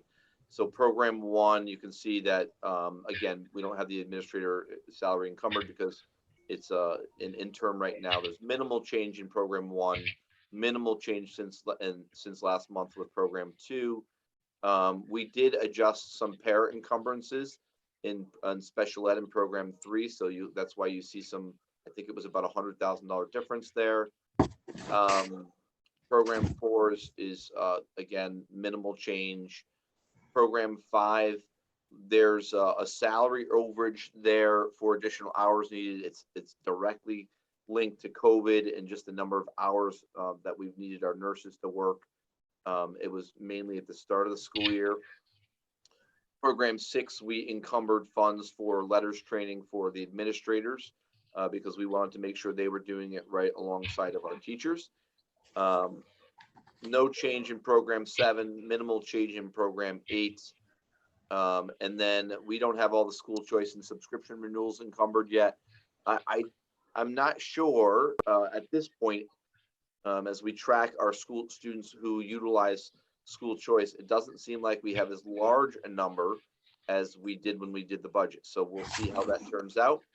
And then obviously program 10, as people leave the district and enter the district, we have to make an adjustment for benefits, and we have not made that adjustment. Hopefully, for Donna's sake, we get to a point where that happens soon so we can see where the staff is located. So that's my budget summary at this point. I see Donna has her hand up.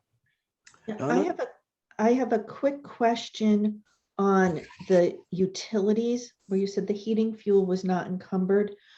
Could you remind us whether or not we're locked into a specific price per gallon? Because, you know, as everybody knows, prices are going through the roof.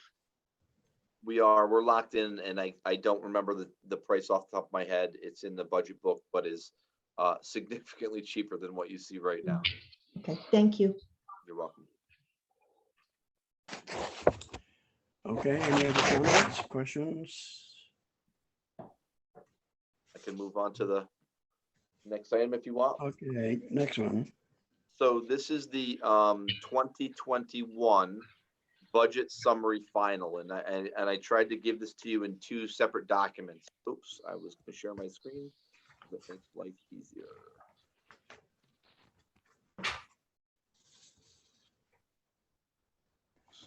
second, share. Okay, so this is the 2021 budget summary final, and even though it says final, this is before transfers. And so the purpose of this document is to really show what was overspent, where was their money left, and I made a note into each one of what the whys. So there was additional funds in program 1 due to staffing openings. So if we couldn't fill a position for a period of time, there's some savings from staffing there.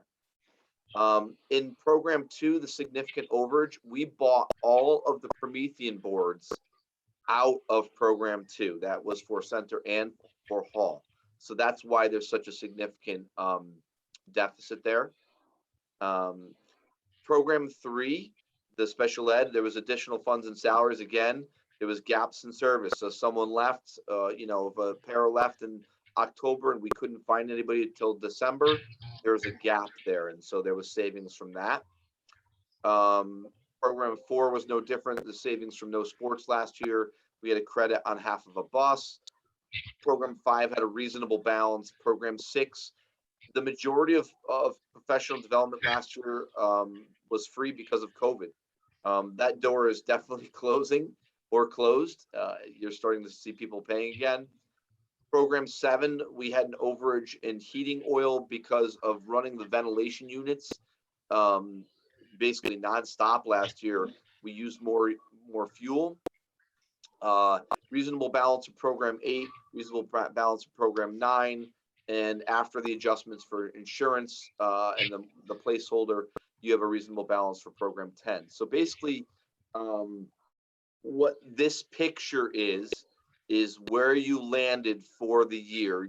This is the number that you're returning to the town, $192,066.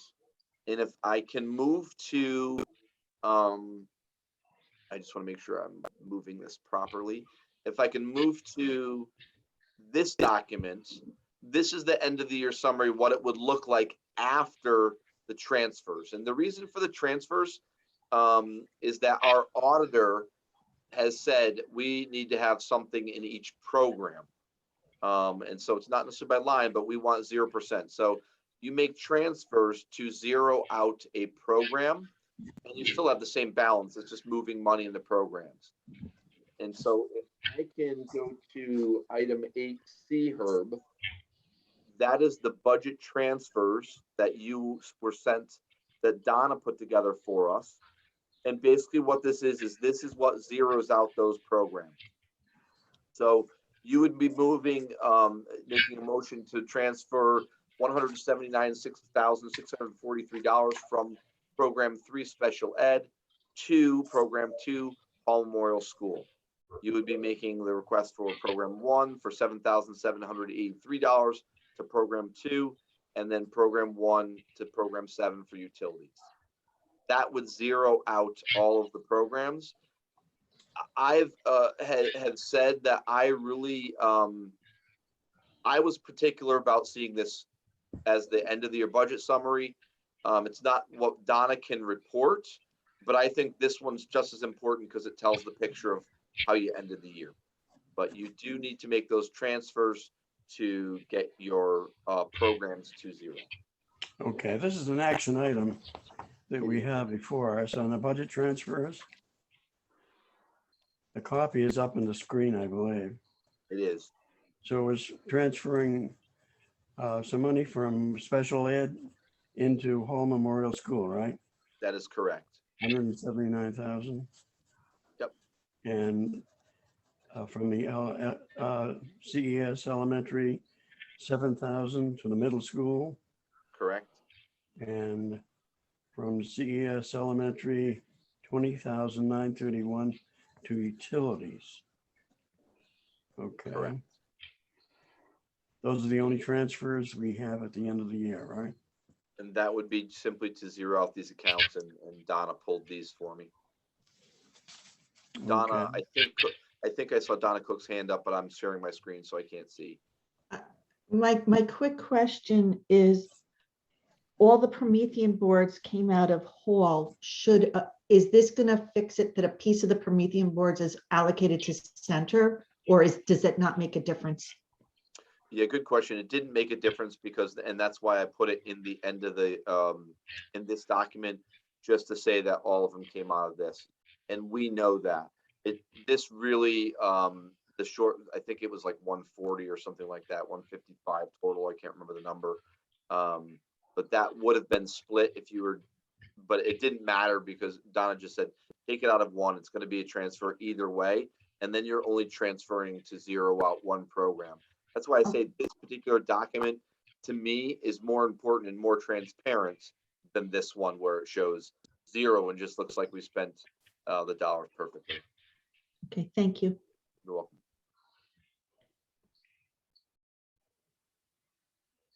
Okay. Does this Are you ready? affect our our fund that we're No, putting this some is money separate. into? That's No. later. Okay. Anne has her hand up, Herb. Anne? Joe, do you Phil, do you want 3 motions or 1 motion for this? I think from Donna's perspective, I think either one is fine, as long as you put all of the from and the to and the dollar amount, you can do it as one big motion. Okay. One motion's fine, Donna.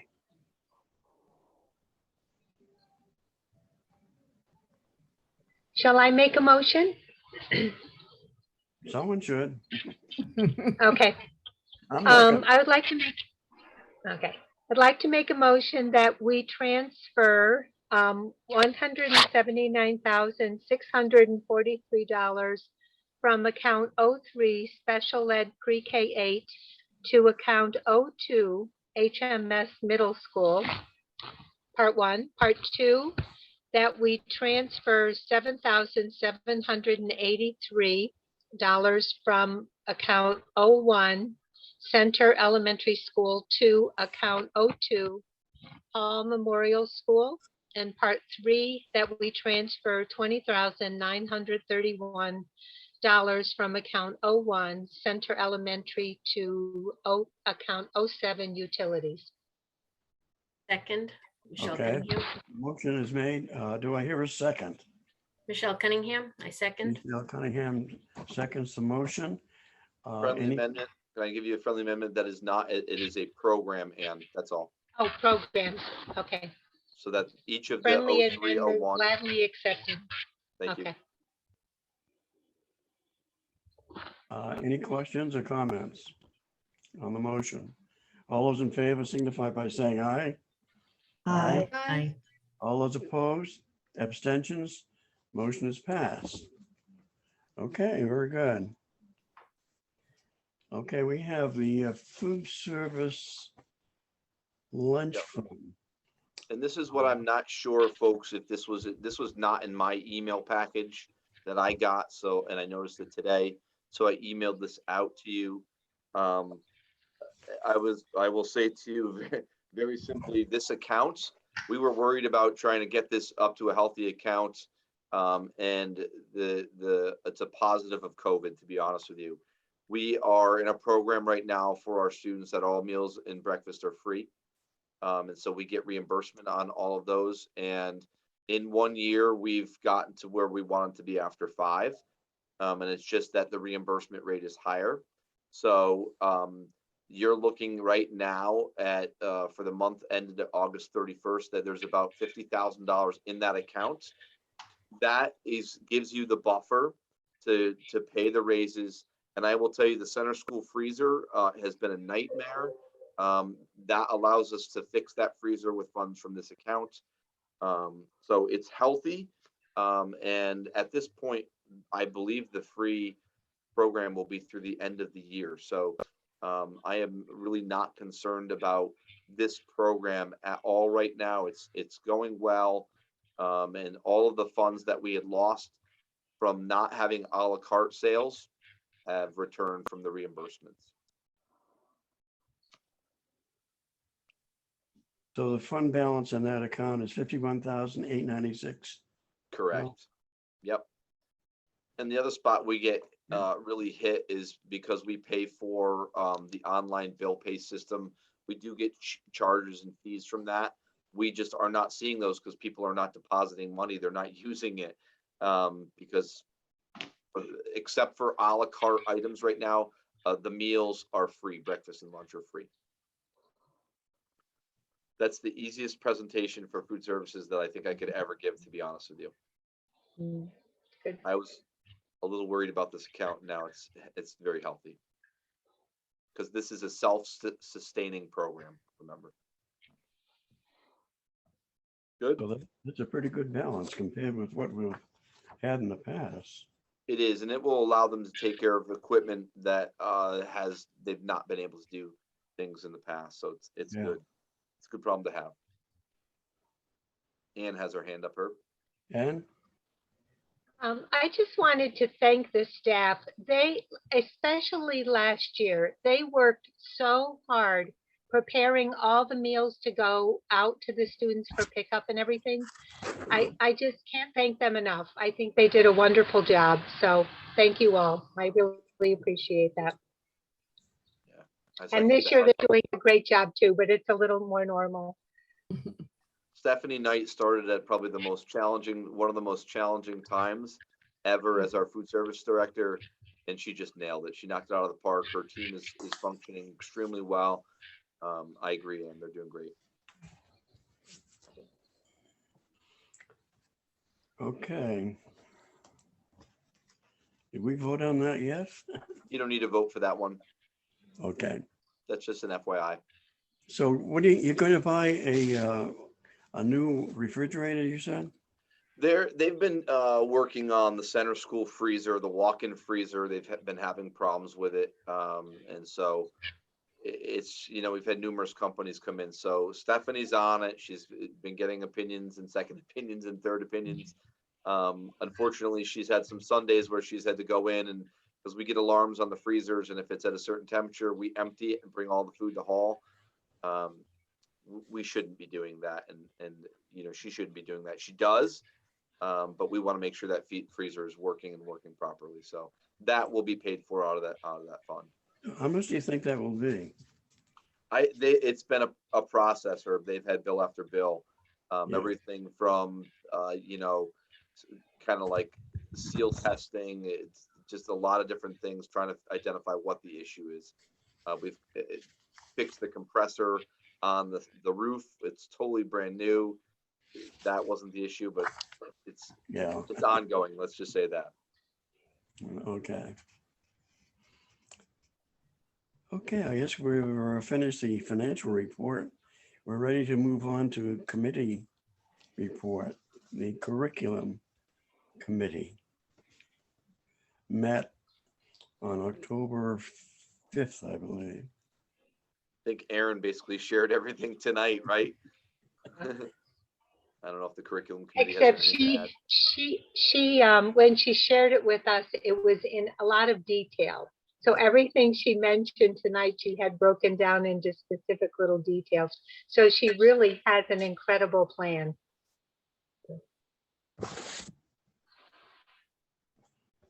Okay, thank you, Glenn. School building committee.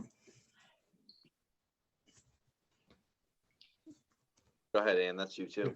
Yeah, we had a very, very, very exciting meeting last week, I believe it was. Since the $100,000 was approved that we could begin to spend the money, we talked about writing an RFP for a project manager, and that person will really help us to direct our work. He or she will be able to tell us, what we can do, what we can't do, and guide us through that process. We did realize that the ed specs that Phil will be talking about later is going to play a big part in the process, and that we needed to get going with that. But I really feel as if we're like really moving forward now, and it feels really good. So hopefully we have a lot of exciting things coming ahead once we get our program manager on board. Okay, Ann. Phil, did I forget anything? I think he said it all. Okay. Okay, thank you. Moving on to new business. Approval of minutes of our regular meeting, September 14th. This is an action item. I entertain a motion to accept the minutes. I move that we accept. You're muted, Tracy. That's okay. You can go ahead, Herb. No, you're good, Tracy. I move that we approve the minutes from our regular meeting, September 14th, 2021. Are you a second? I'll second Laura Okay, Rodriguez. Laura seconds.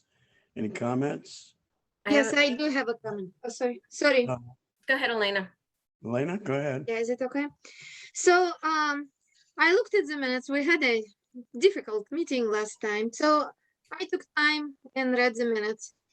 And what I noticed, unfortunately, they were written with extreme bias attitude, because I was extremely blamed during the last months that I mentioned that I'm a believer. And that's all really what I said. And I was blamed that I brought religion to the meeting.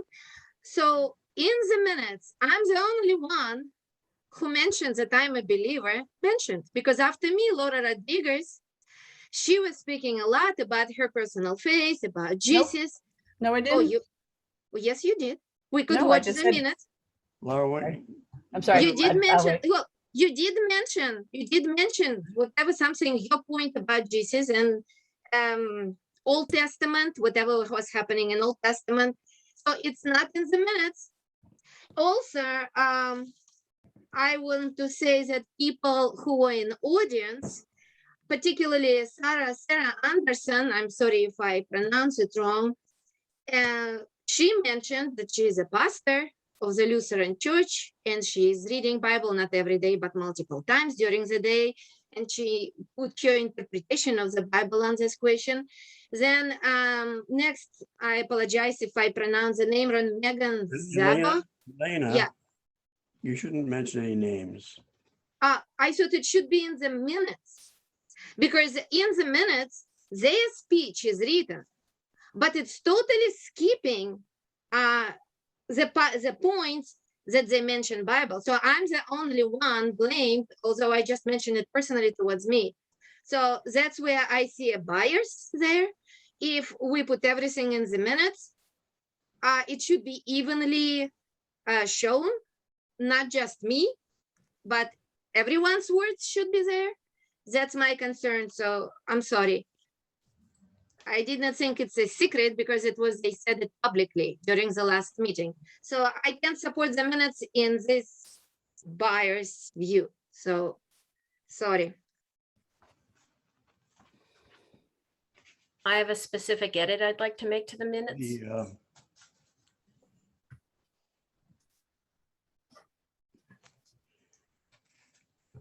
Is that okay, Herb?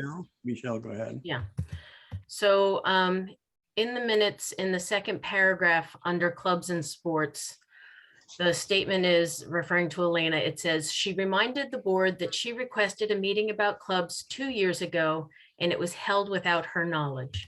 Now, I don't know exactly what was said. I didn't go back to the actual recording to see word for word what was biased, what was not biased. However, that statement is inaccurate. And I feel that leaving it in the minutes creates a misunderstanding about that meeting that is not true.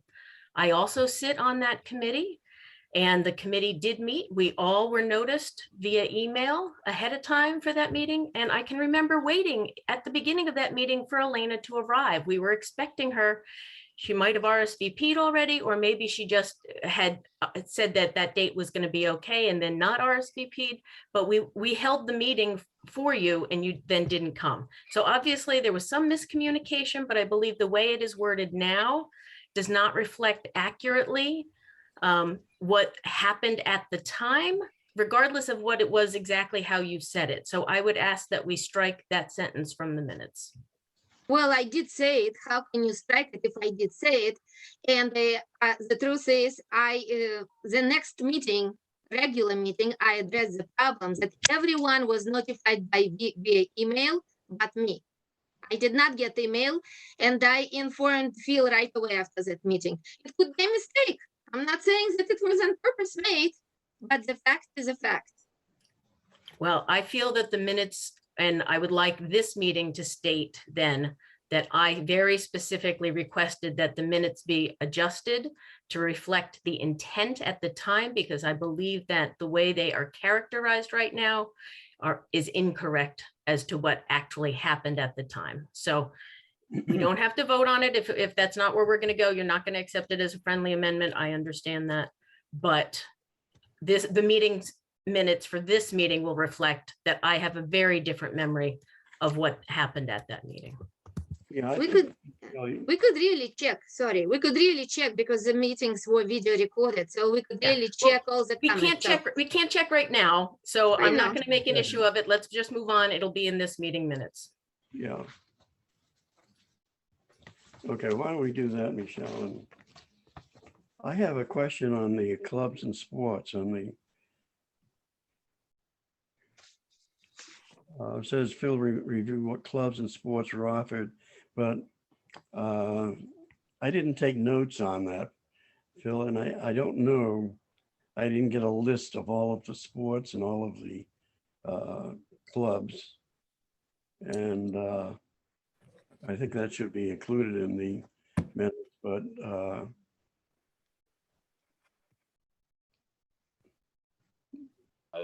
I don't want to. I didn't write the minutes. It's no one else did, but I was wondering if you could just email a list or. Yeah, I can do that. I think I was already asked that tonight to do that. I can do that without having to add it to the minutes. That's up to you. Yeah. If we don't have it right in front of us, then we can't add it to the minutes. So we'll treat it the same way we're treating mine. It'll come out and, following. Yeah. Okay. Okay, all those in favor of the motion signify by saying aye. Aye. Aye. All those opposed? Aye. Abstention? I oppose Elena Testa. Okay. One one no. Okay. And I'm abstaining. Need a roll call vote then. Okay. Herb, you need a roll call vote because when it's not a unanimous vote and we're on Zoom. Okay, we'll call a roll call vote. You want me to call them? Okay, no, I'll call it. Okay. Herb Erico. Yes. Elena? No. Michelle? Abstain. Anne? Yes. Tracy? Yes. Donna? Abstain. Laura? Yes. Okay, did I miss anyone?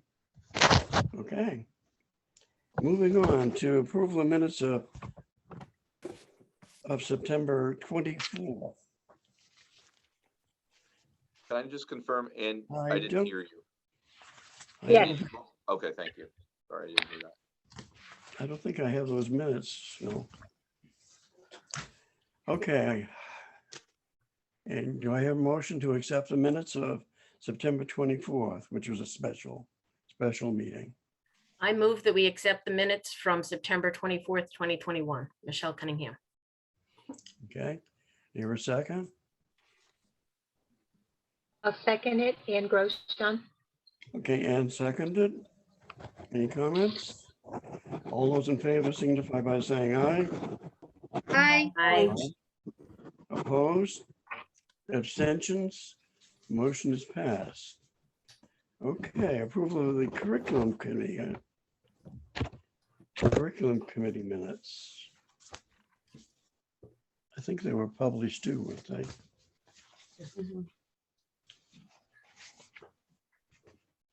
Hi, Dan. Ann, you want to make a motion? I move that we approve the minutes of the curriculum committee meeting on October 5th, 2021. I second Laura Okay, Rodriguez. Laura seconded. Any comments relative to the curriculum committee meeting? All in favor, signify by saying aye. Aye. Aye. Opposed? Abstentions? I, Elena Testa, abstain. Okay. I just Wanna- haven't seen the minutes, sorry. You didn't what? I haven't seen the minutes. Okay. One abstention. Okay, motion is passed with You one have to, abstention. Herb, you have to do a roll call. I'm sorry. It's okay. Okay. Herb Erico, yes. Elena, Abstain. Michelle, Yes. Ann, Yes. Tracy, Yes. Donna, Yes. and Laura. Yes. Okay, the motion's passed. Okay, approval of teachers' evaluation flexibilities 21, 22. So, Okay, so due to COVID, the State Department of Education is allowing districts flexibility here and how they facilitate their evaluation plans. Our district steering committee met and would like to adjust what we typically would do in a normal year to allow that flexibility during this time. And basically what it is, instead of a balance of formal observations, and I'm just giving you a snapshot of what the change is, instead of a balance of formal observations which are announced there's a pre-conference, there's a observation, there's a post-conference. It would be a balance of formal and informal. We are requesting, and we would implement 3 informal observations for all staff.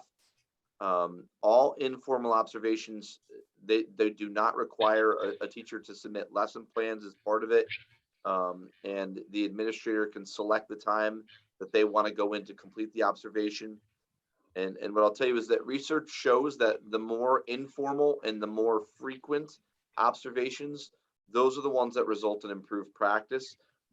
The adjustment that we are requesting results in actually more observations than our typical plan. There just happen to be all that they're informal. And this adjustment is better aligned with the direction that our teacher evaluation committee was reviewing our plan and our changes pre-COVID. Again, I'm tired of saying that. They were going this direction. Again, before the COVID, we were looking to make some adjustments for more and more informal observations with a different group. So basically, it was recommended by our steering committee. All we're asking you to do is accept the teacher evaluation that we can apply the flexibilities for only the 21-22 school year. May I ask a question? Yes, go ahead. So you mentioned that the teachers wouldn't submit a lesson plan. Do the teachers ever submit lesson plans that somebody takes a look at? Not on a typical basis. You know, they can do things in team meetings. A lot of their stuff is on Google Drive. But when it comes to a formal observation, it is something that we would collect and we would, you know, have a discussion. This adjustment doesn't mean, you know, if a teacher came to me and said, I want a formal observation, we would absolutely do a formal observation. It also doesn't stop an administrator saying, hey, Laura, you know, I want to go in and do a formal observation on you. An administrator can do that at any time. What this does is across the board say what we're going to do just in general terms. So how does a substitute fill in if the teacher doesn't have lesson plans? Oh, they do when there's a sub, for sure. Absolutely. Can I clarify a little too, having been a teacher in the classroom, having gone through this? So Donna, teachers have their lesson plans, but they may be abbreviated and shortened, especially things that they do all of the time. When you have a formal observation, you'll write out like a 3-page, very detailed lesson plan for the observation.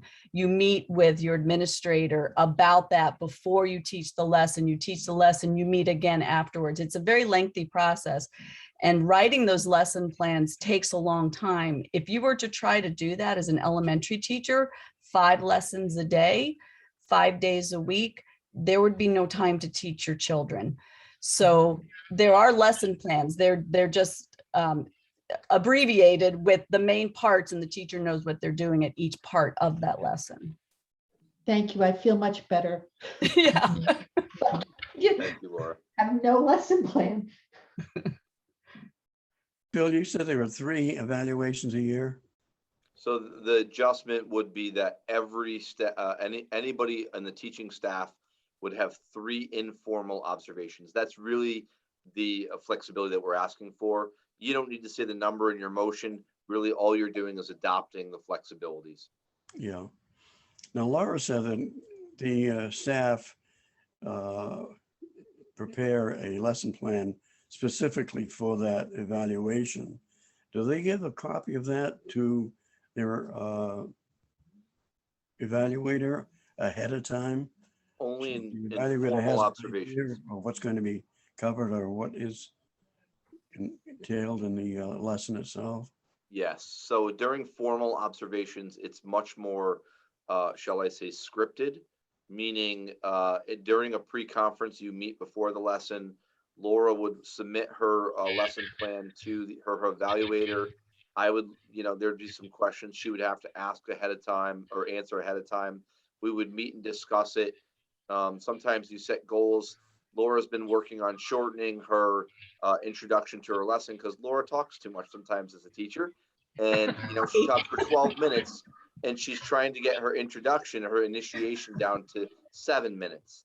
So those are some of the things that we do. And then when you do the observation, you know, we're scripting, we're looking at the standards, and then we're coming back and we're scoring them based upon rubrics, and teachers reflect on it. And that is what would happen after a post observation. With an informal, we do not require that part before the lesson. I could walk into Laura's room tomorrow at 8:45 and do a lesson, you know, watch her teach for half an hour. And that's always the case. It's the way you want it. It's meant to be supportive, not a gotcha. And then we would reflect afterwards, and I should be able to identify the concepts she was teaching, how she was assessing kids, what type of management she had put into place, all of those things. Have any evaluations taken place yet? We're into. Yes. I'm sure. I don't know that. I say yes, I'm assuming so, but we're always evaluating. I don't know if they've had counted any of them. I have not asked my administrative group that question. Okay, any other comments or questions regarding teacher evaluation? Okay, you want approval for this, don't you? I do. I'd like a motion to accept the teacher eval flexibilities. Okay, I'll entertain a motion to accept the teacher evaluation flexibility. I'll make a motion All to right. accept the teacher evaluation flexibility plan. Is that close enough? Yep, for 21-22. For 2021, 2022. Okay. I'll second it. Any further discussion? All those in favor signify by saying aye. Aye. All those opposed? Abstentions? Motion is passed. Okay, moving on to capital improvements. I'm sorry, budget priorities. So I'm sure you could hear from our presentation tonight where we're headed. You know what my priorities are around curriculum development and professional development, but this is not something that we've done before. And I talked to Herb about this, and I think it's really important to get your feedback prior to me submitting my superintendent's budget for 22-23. You know, I was at a curriculum meeting the other day and for Board of Ed here on the subcommittee, and there was conversations about science and social studies. You heard the potential need for an instructional coach for math. Without going into great detail, if there's certain things I can research, or I was hoping to hear from you tonight, if you have any specific budget priorities that you felt in the past. I don't want to use the word neglected, because you could say that I have, you think there's too much money there or too little money there, that I can infuse and do the research ahead of time, so it's within my superintendent's budget, and just allow me to gather information. So is there anything for 22-23 in our budget development process that you would like me to consider in the superintendent's budget?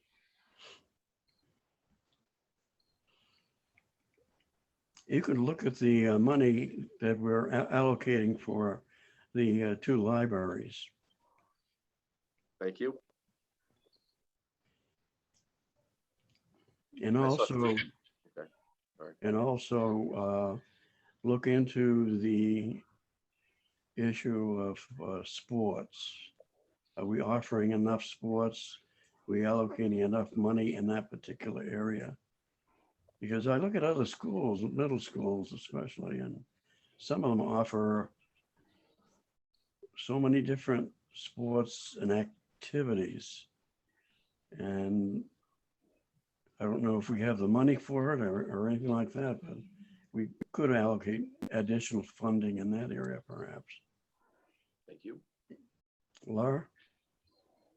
We talked about this in the curriculum committee, and it's a instructional time issue, but with that comes budget allocation. So in when would have been, I taught there 2010, I guess it was, when there was a science and social studies teacher at the 7th, 8th grade level that were cut, and one teacher taught both 7th and 8th grade science and one both 7th and 8th grade social studies because of lowering enrollment, understandable. But the issue, my issue is that at the 7th and 8th grade level, students get twice as much instructional time in English language arts and math as they do in science and social studies.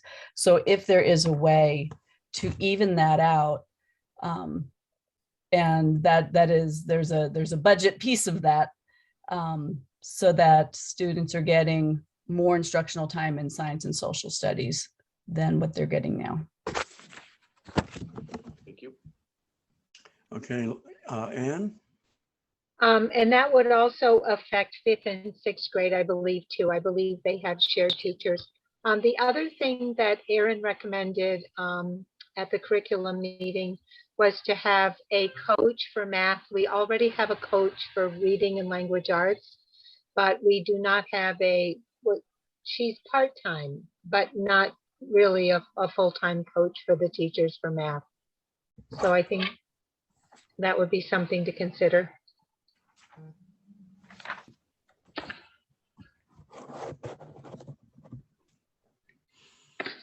Bill, did you have your hand Bill, up? do we have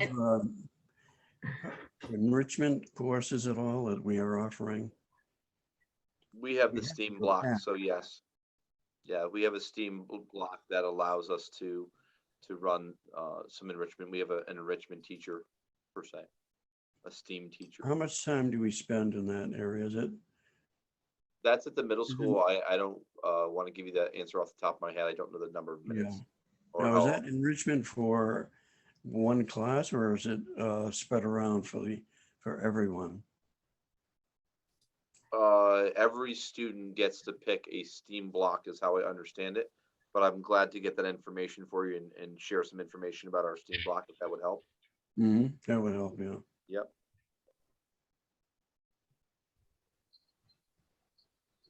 Michelle had her hand up to her. Michelle? So I'd like us to consider the benefits that we had using our utility staff last year. There's no excess capacity in terms of coverage for classrooms or lunch or any of the other duties that are so take up so much of teachers' times. I think that we should look at, if you could do some research as to, I know that was just for during COVID, but if you could look and see if there's a type of position that might be something to help with some of that coverage, because it's really essential that teachers have enough time to teach. And then I'd also like to ask that you do a little bit more research on expanding the wealth program during the summer. The numbers you showed us earlier on some of the declines in test scores. And in addition, we need to look at declines in students' soft skills that are actually the hardest ones to learn in terms of teamwork and maintaining their social and emotional skills during the summer. All of that's allowable under the ARP and ESSER funding. And I think that that might be a really good way to help our students recover any of those skills that they were not able to practice as much when we were remote. I see Donna Cook's hand is up. Donna? Yeah, and this may fall under the curriculum, but I'm really concerned about the number of students who are in the red category and the yellow category. You know, our goal, I know, is to get everybody into the green category.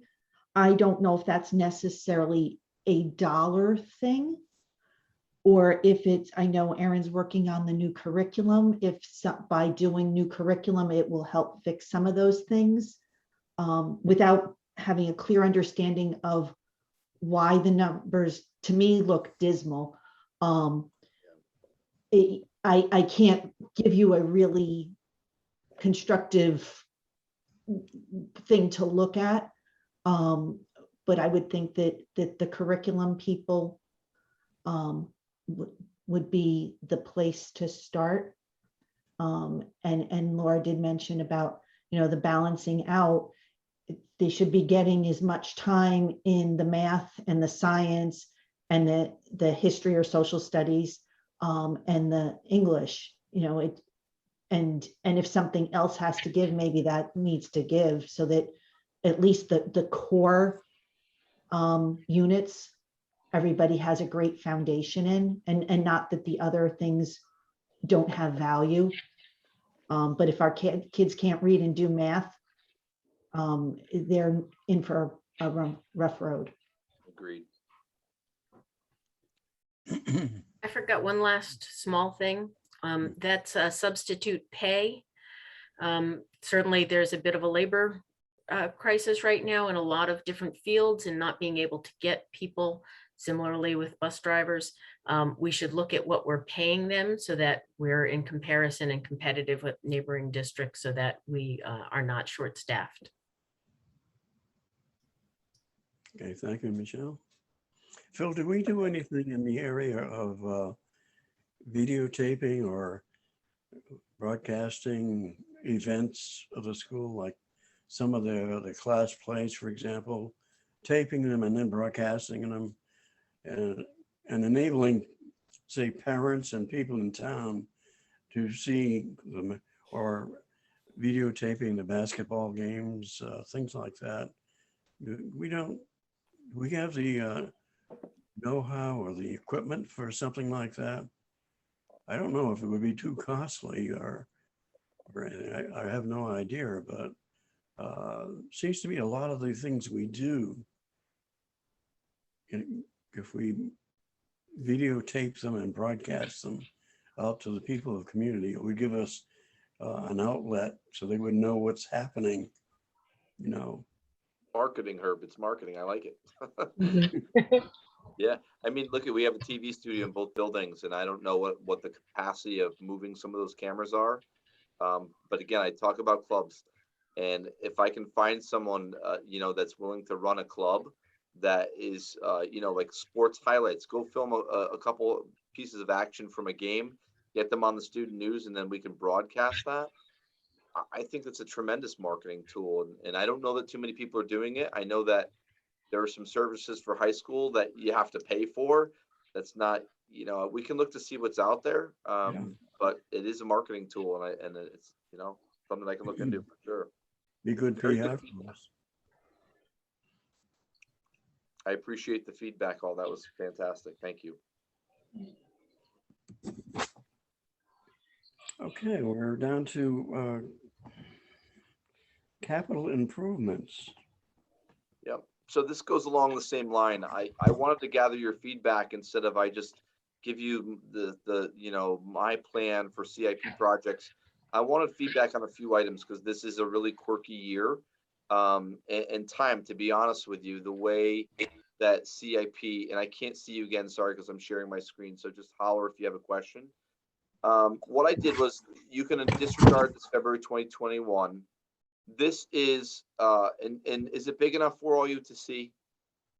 Can you go bigger? Yeah, a little bigger. Yes, A little bigger. absolutely. Oh, Is that's that better? better. Yes.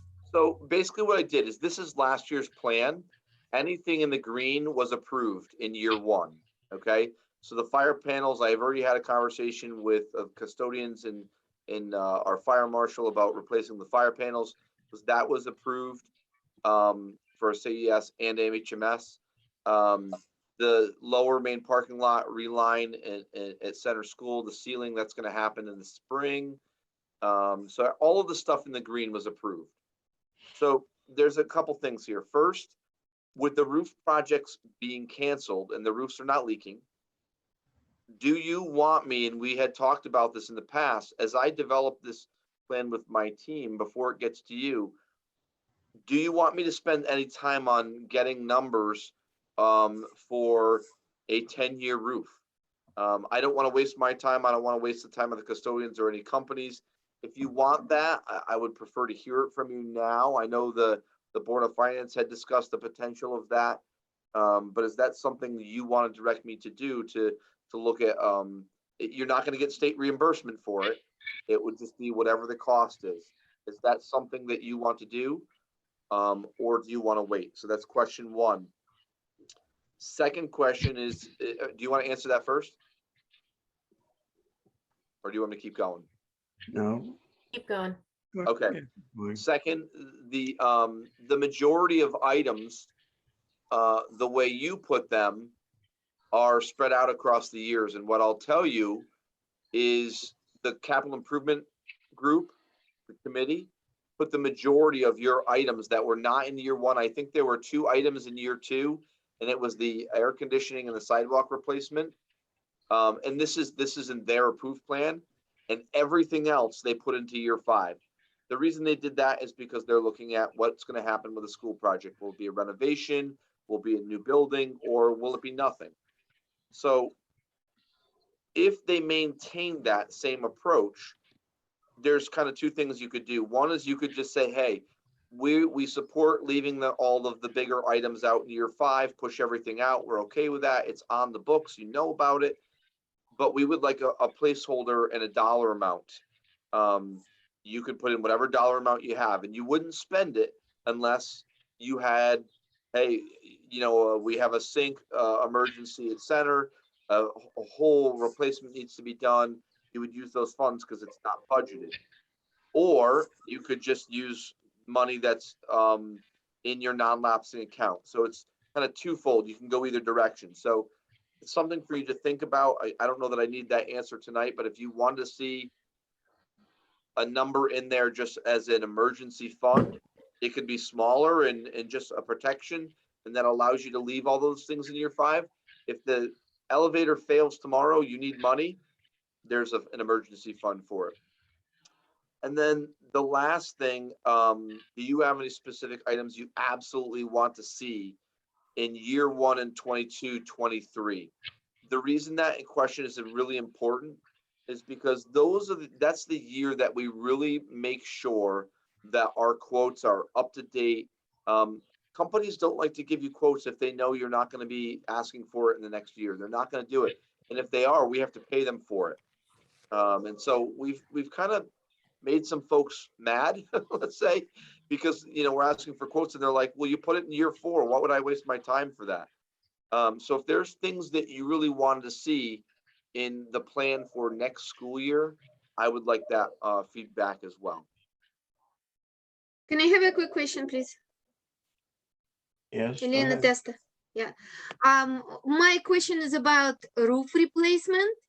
As I understand, during this year, we should at least get the point where whether we are moving with a new school, with remodeling or whatever.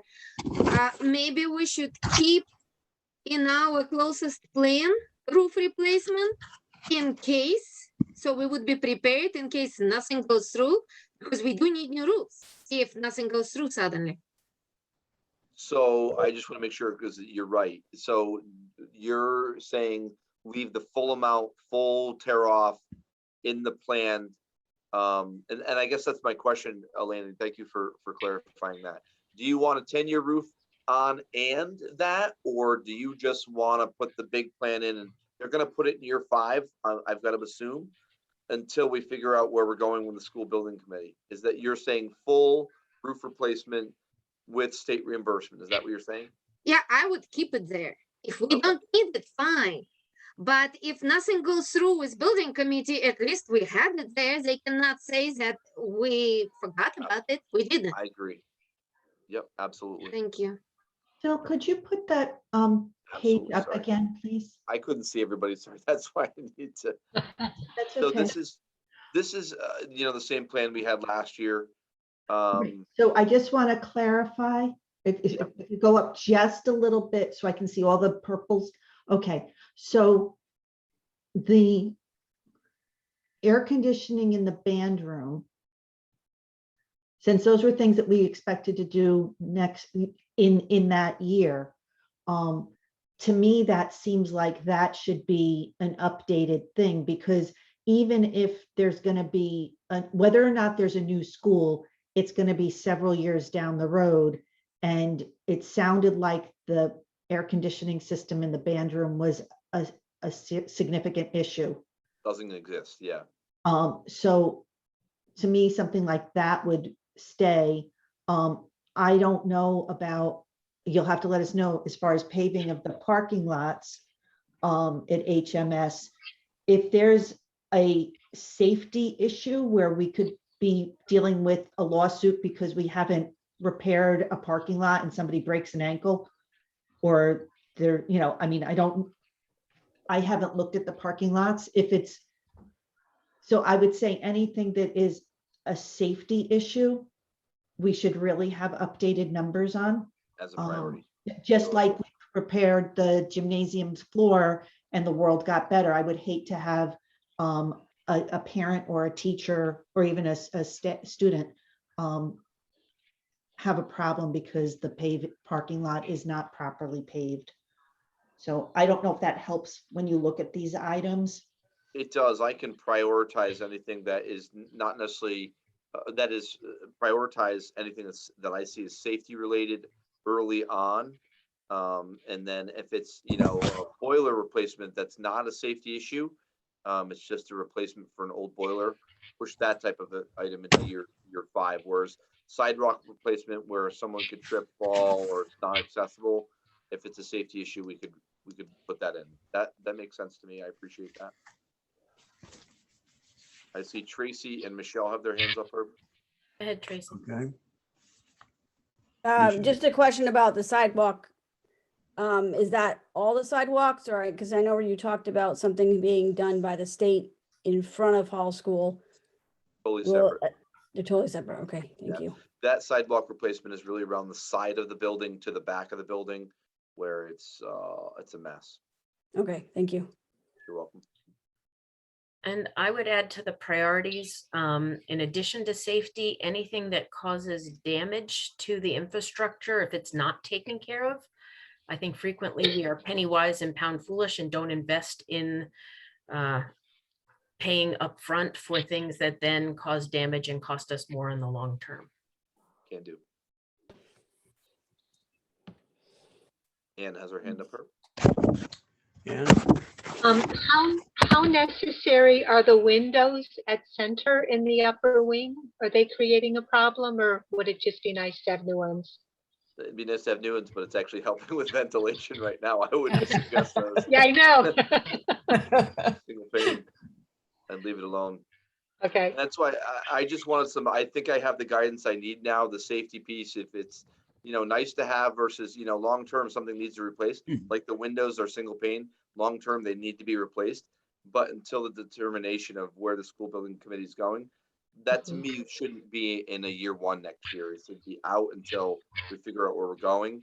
And the last thing I was going to say about that was all of the items that you had for into your CIP plan for the school building committee, the amount of money for land, the total building cost, and the school building consultants, that will no longer be in your presentation for CIP. That would be up to the SBC committee to submit to CIP. That was fantastic. Thank you for that feedback. I appreciate it. Okay.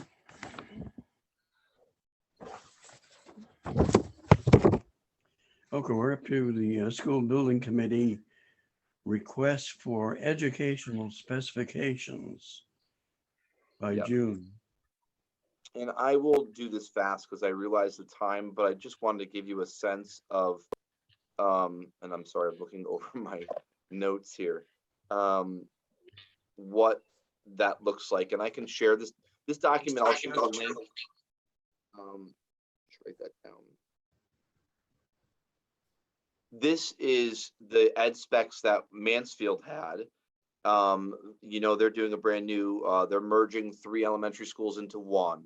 And so they had a committee that met and did their ed specs. Obviously, it has to be approved by the Board of Education. But I'm just literally going to show you the table of contents. It talks about project rationale, you know, why there's a proposed project. And it doesn't matter whether it's a renovation or a new building. This is just to give you a sense of what goes in there. The things that are in here that are important are some of the things that are challenges. So you've identified your core beliefs already. It's part of your what you wrote into that statement. You your teaching philosophy and methods. We can write a blurb, some of the curriculum goals. It talks about proposed grade configurations, class size policies that you have, and scheduling things. You get into some of the school facility design. When really what they're talking about there is, what are you looking at programmatically? Do you want a steam room? Do you want a full auditorium? Obviously, that's something that takes a lot of square footage. What are you requesting? What things would you like the SBC to consider to make sure when they develop a plan, what would be in it? You set that. The Board of Ed sets that. They do their best to meet your expectations. And in this ed spec, they include their information for enrollments. The reason I wanted to show you this is because it's long. I mean, this is a 44-page document between their rationale and everything, but it gets to what you're looking for programmatically. What I've said this to the SBC, I think they need to hire an owner's project manager to help you walk through this process so you don't miss something. I really wanted to bring it up tonight, for one, because Catherine sent the letter requesting to start this process, but two, because I'm gonna stop sharing so I can see you. Two, because I need to know how you want to attack this. You need to think in kind of two avenues. Do you want me to do the bulk legwork and model after like what you see from a Mansfield and bring it to the entire board? Or would you prefer that I do the legwork with a subcommittee and then that subcommittee brings it to the full board? Either way, you need ed specs, whether you do a brand new building or you do a renovation. You need ed specs for what you would need, what you would want as a Board of Ed. And you are the ones that approve that. So I just need to know which avenue. If you're going to do a subcommittee, you would have to identify members of that subcommittee, and then that information would then come back to the full board. So what's your pleasure? You want a subcommittee of the board? That's up to you. I mean, I can pull together a lot of the information, but I think if you're going to do it as a full board, you need to schedule some special meetings that are just around this topic. You may be able to do maybe one special meeting or two special meetings as a full board with a subcommittee. If you with subcommittees doing the work, a subcommittee doing the work. If you want to do it all as a full board, I would say you're going to talk about 4 or 5 special meetings to do this work. Elena, can I have a quick question? Elena? Yes. So how soon do you need it to be done? Do you have any dates? Good question. We were not given a timeline yet. I think we have to work at a reasonable pace. They also need to get, some of this information I could just gather and bring. But when it comes to programs, you need to weigh out on those things, and I think the owner's project manager will help walk us through that process.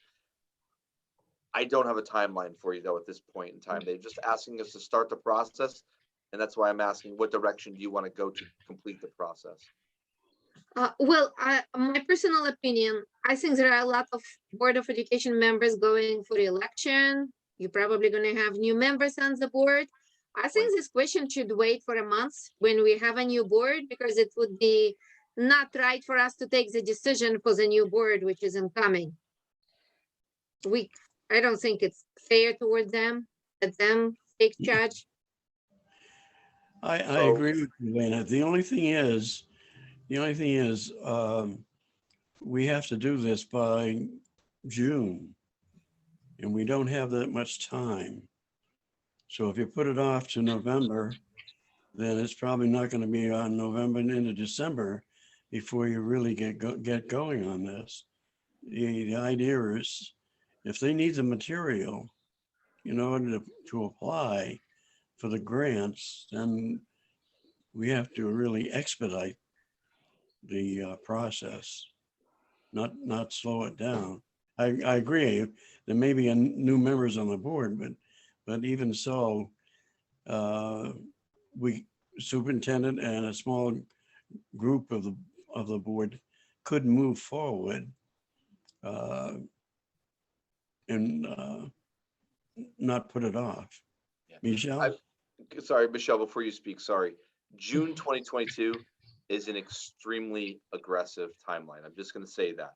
That's everything goes perfect. This might not happen until June 20. You know, the application, if we're going to do a renovation or a new building, it might not go in until June 2023. Yeah. I'm glad to start the work, Elena, and get it going. So there's some of the background information that I can just gather. And then once elections happen, then in your November meeting, set it. I could do that too. Sorry, Michelle. That's okay. I was going to ask if you could give us a couple of copies of different plans to look at, not just Mansfield's, because I'm not sure that we know whether or not we want to do it as a committee of the whole or as a subcommittee until we see what level of detail it includes. So if you could get us more than one sample so we could look through it and then we could make that decision in November. I'm okay with that, allowing us to do some prep work ahead of time.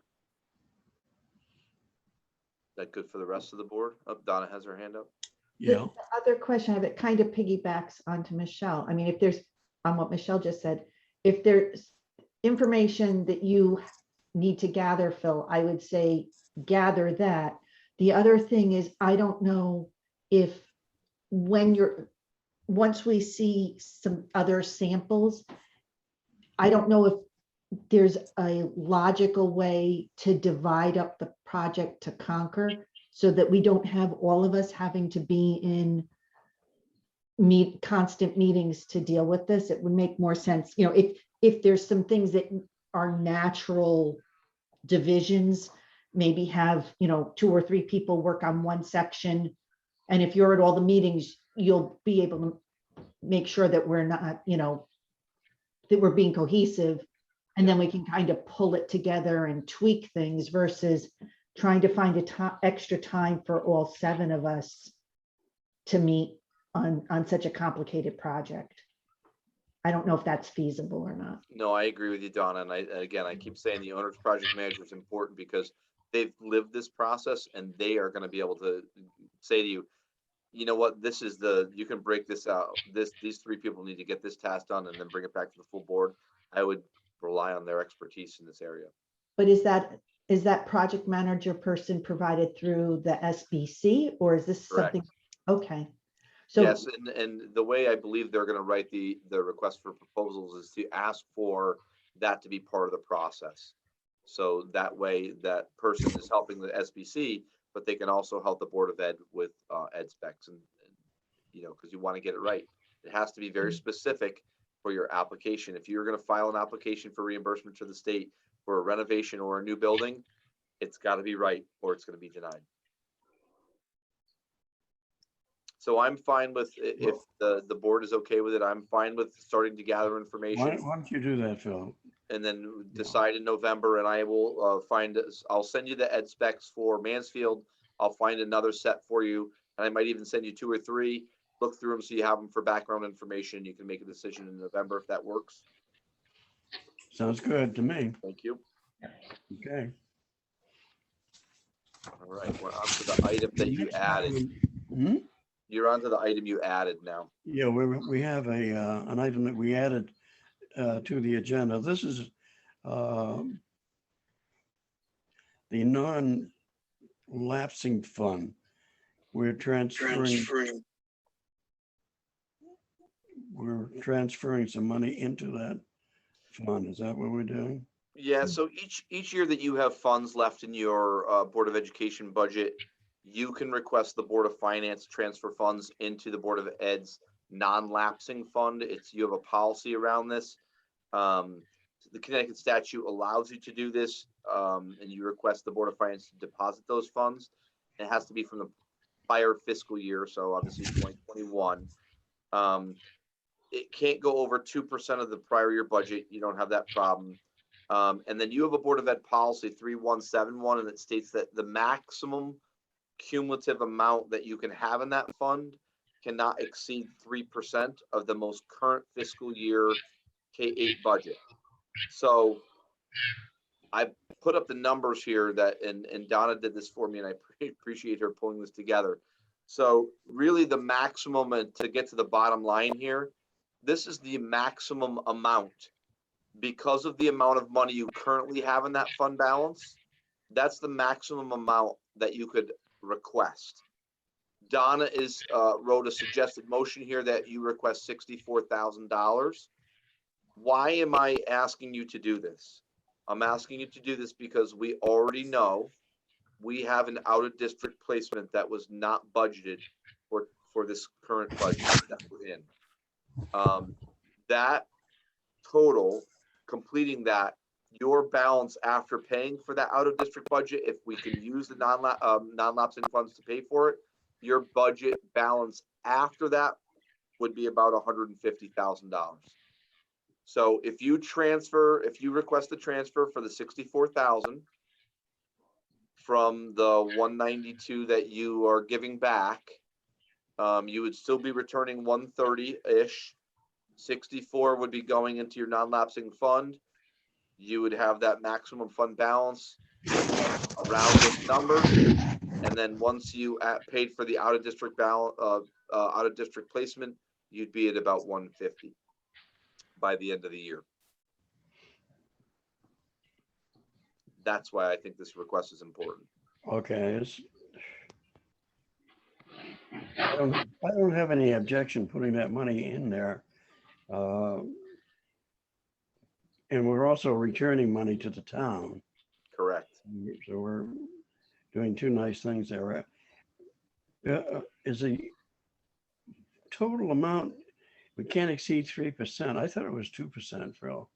The 3% is of the current budget year. That's where the 3% comes in.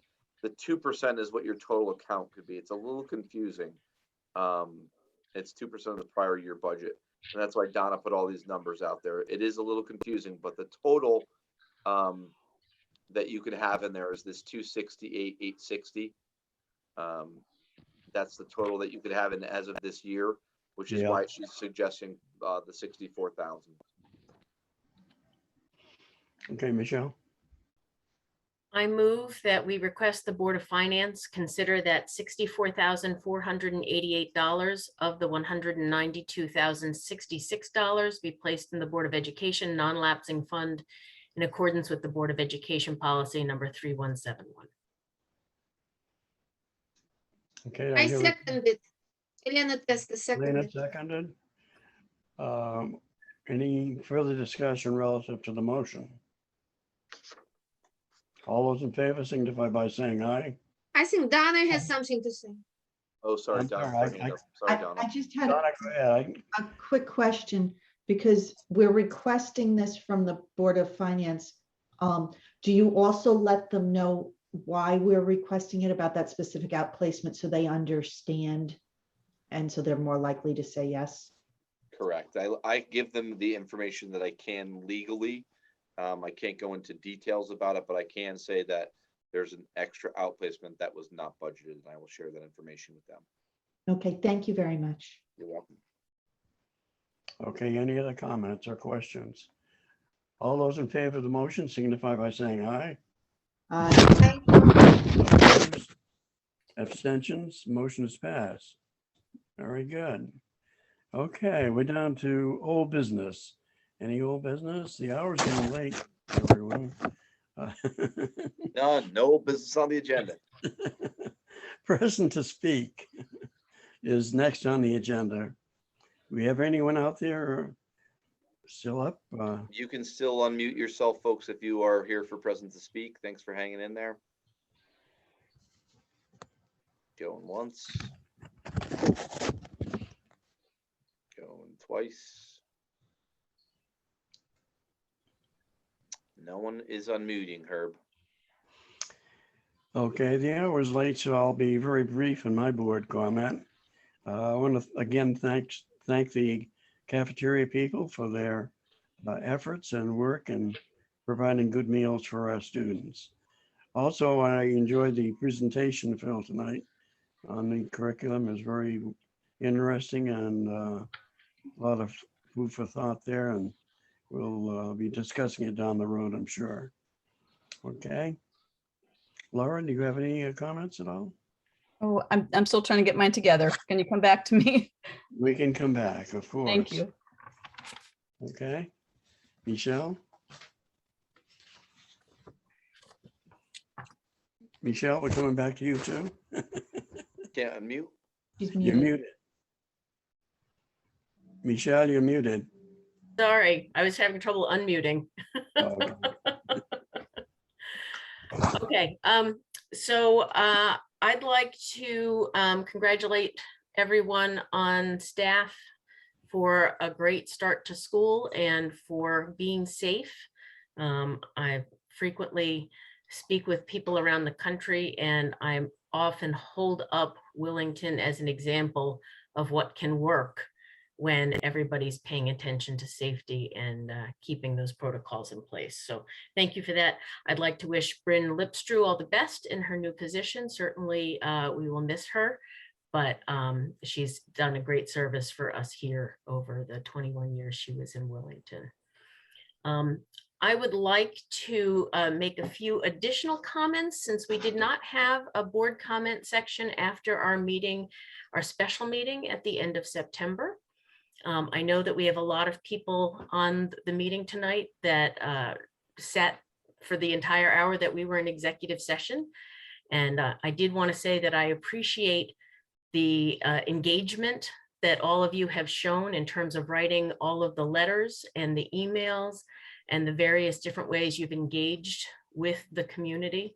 It's an especially important thing because American democracy is founded upon a number of principles, one of which is the separation of church and state. And we need to keep our decisions within the board focused on what is legal, what is acceptable, what is best for the students.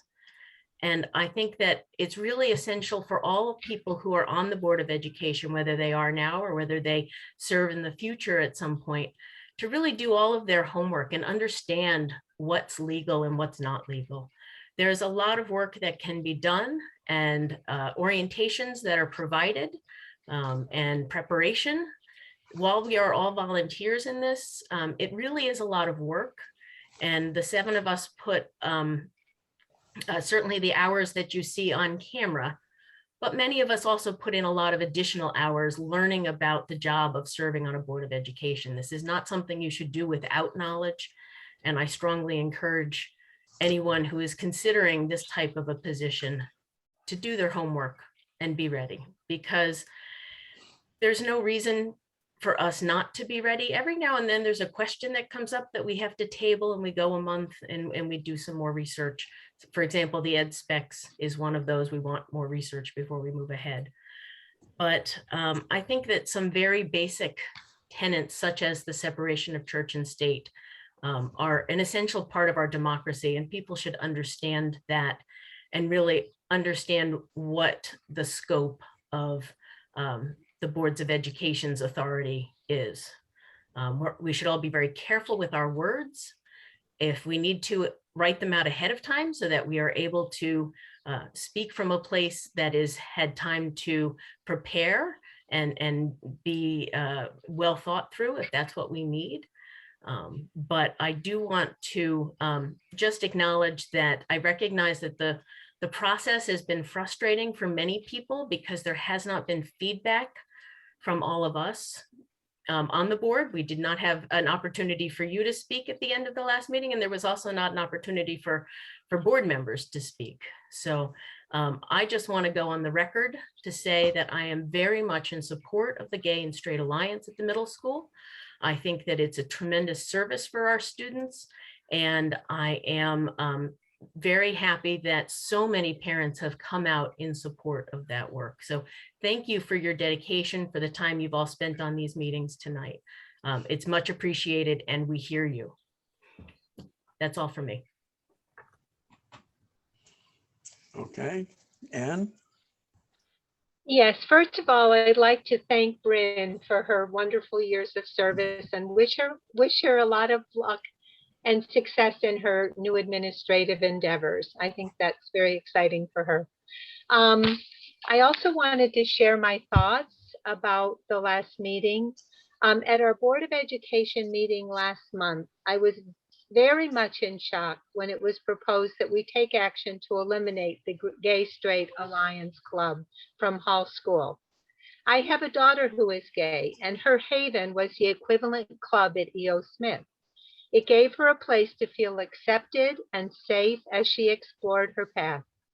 At our summer Board of Ed meetings, it was suggested that we delete the words diversity and inclusivity from our Board of Education goals. The hiring of a free mental health professional for our children at a time of great need was obstructed for almost a year. There is a pattern here. It is our responsibility as members of the Willington Board of Education to represent all students no matter what.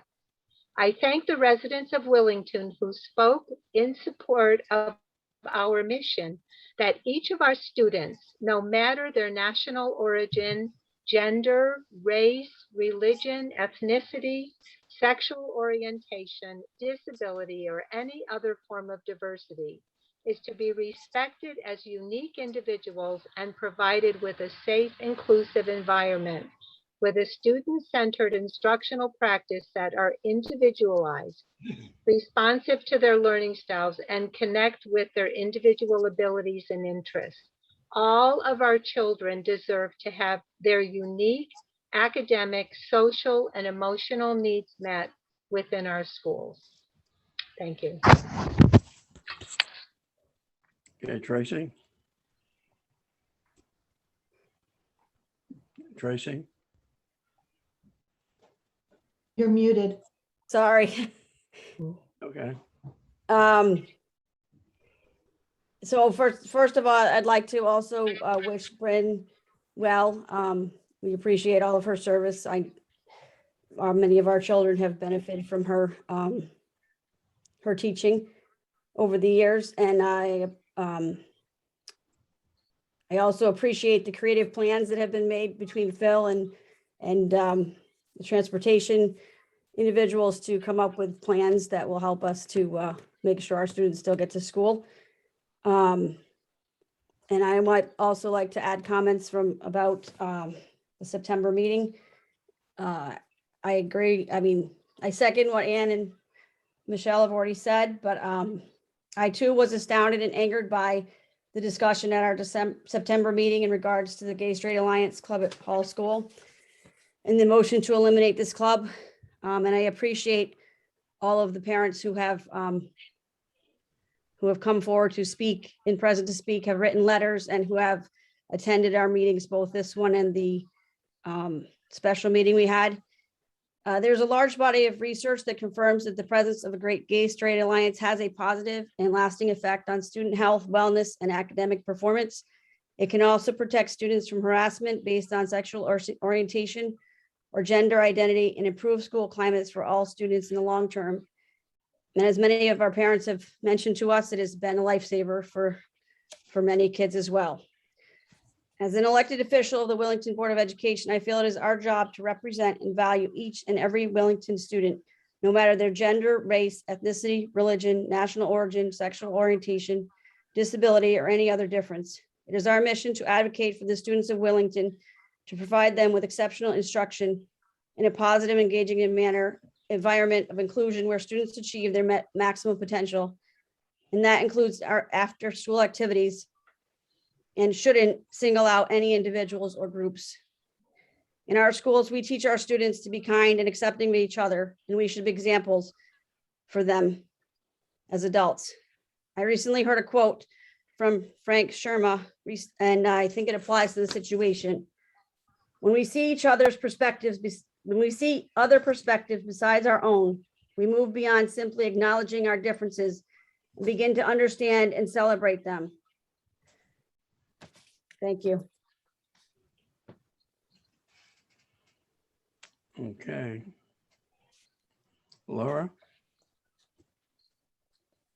I'm ready to go now, although I find it interesting Ready. that, yes, the order of the people going today, I find interesting.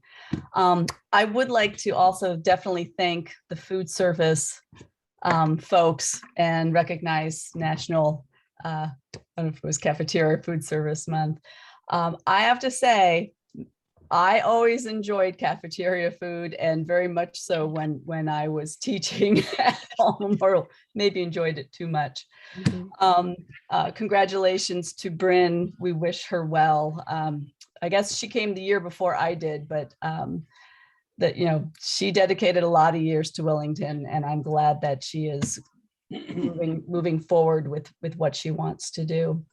Also definitely want to thank all of the people who have come out today and to our other meetings, and to those who wrote letters to the Board of Ed about the September meeting. I was the only Board of Ed member who actually spoke. I was, I have to say, completely shocked at the situation, at how it was orchestrated to have a discussion about the Gay Straight Alliance. So I do not need to speak my thoughts on that, because I feel that I did that in September. But I do want to comment on something that Michelle also mentioned that I think is incredibly important. We are a volunteer board, but we make a commitment to represent the children of this community and to work for their best interests in getting a quality education, which of course includes them feeling that they are accepted, that they belong, that they are heard, that they are seen, that they are part of this community, whatever their background. And my concern is that if you decide that you want to be on a board of education, then you should be willing to educate yourself about the responsibilities and the duties of a member on the Board of Education. And I have heard numerous times Board of Education members saying things like, well, I didn't know that, or how was I supposed to find out about that? We had someone suggest, honestly, breaking the law, doing things that are not legal. And yet we have tremendous resources. Herb is great at pointing out the resources we have through CABE. We get emails almost every day from CABE. There are webinars, there are conferences, there are documents that you can read. So, you know, ignorance of the law is not an excuse. Ignorance of what our duties and responsibilities are on the Board of Education is not an excuse. It is part of what we have to do to educate ourselves to know what we should be doing. So I'm very concerned about that. I actually started looking into, you know, why is training for Board of Education members not mandatory? And it is not. And I think that it should be. In November, there is the CABE is doing their annual, you know, training conference. And I know that there are Board of Education members who have not been, although they've been on much longer than I have. I've only been on 1.5 years. And I'm ready to register for it, but probably need to wait a little bit. Another story. But anyway, I'm very concerned about that. So I'm concerned about Board of Education members not educating themselves on what they should do. So yeah, so I'll just wrap up with, our job is to always put our children first and to put all of our children first. And that means that we know what we are supposed to do. We educate ourselves in order to do our job the way that we should. Thank you. Okay. Donna? Well, I just had something really short I wanted to share because it's now 10 o'clock and I'm totally fried. So this is a quote by Theodore Roosevelt. Comparison is the thief of joy. And I picked this out during the week to share with you guys.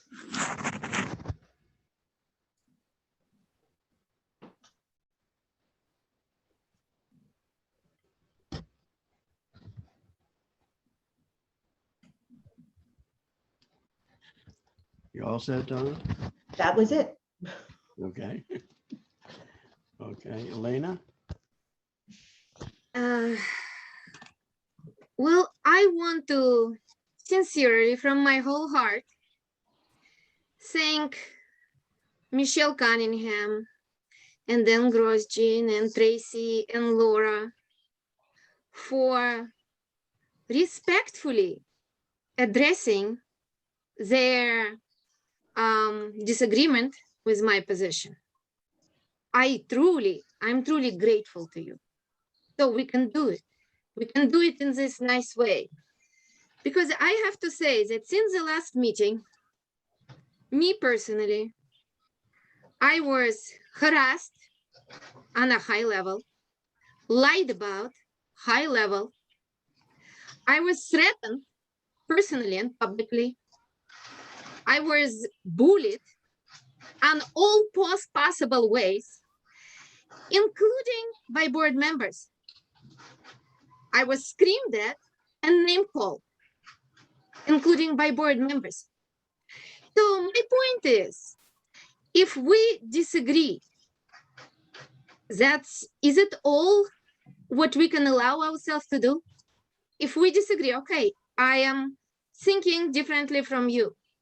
Does it give you a right to try to destroy me from every possible way? Does it give you a right to scream and name call me publicly? I don't think so. I understand we could get emotionally, but when we go emotionally against somebody, we apologize. So at this point, at least I'm very pleased that Tracy and Michelle, they showed that they can do it. They can very respectfully to tell their disagreements. And I have to tell you that it's not only board members, but also adults in the community who poured on me a lot of negative, not truthful statements, twisting statements. So my main point, which I would like to make now, is that we are fighting for so long against bullying in our schools. That bullying is not going anywhere while it is allowed among adults, including the Board of Education, or among the adults community, among the social media. If we adults allow it, then that bullying will take place in our schools, no matter what we say, because adults are examples of whatever children do. So I just want to say it again, that whoever said anything against me in any way, at any point, I'm just saying over and over, you're not my enemies. I respect your opinion. I respect your right for the free speech. And even if somebody will be attacking you for saying something against me, I will protect your right of the free speech, because I think that's where our country is standing. So just God bless every one of you. Thank you. Okay, I make a motion, we adjourn. I'm sorry, Herb. I have another comment I'd like I to have a make. motion on the floor. I move we adjourn. I second it. Okay, all those in favor signify by saying aye. Aye. Aye. All those opposed? Aye. I can't see all the hands. Tracy, Need a roll call because it's not equal. okay, we'll have a roll call on adjourning the meeting. Let's see, Herb Erico, yes. Elena, Yes. Michelle, No. Ann, No. Tracy, No. Donna, Yes. Laura, The restroom. No. okay. Discussion. Everyone has had an opportunity under board comments to speak at least once. I think probably we're just prolonging something. Everyone has had an opportunity to say their piece. And I think that the hour is very late and things are just going to get heated up. And I think we should take a break and adjourn. I think it doesn't make sense to continue the meeting the way it is going now. And yet, Herb, you clearly gave Elena the last word and are not allowing other people to respond to her negative attacks personally to some of us on the board. She personally named two of us Laura, you have the in a floor. negative way. Laura? I was just going to say, I think that we should hear the comments. I was going to say the same thing, that Elena was allowed to go last as usual, and she did attack said board members, bullied her. So I think that we should be allowed to at least respond to that. Okay, we'll do it, but everyone has 3 minutes.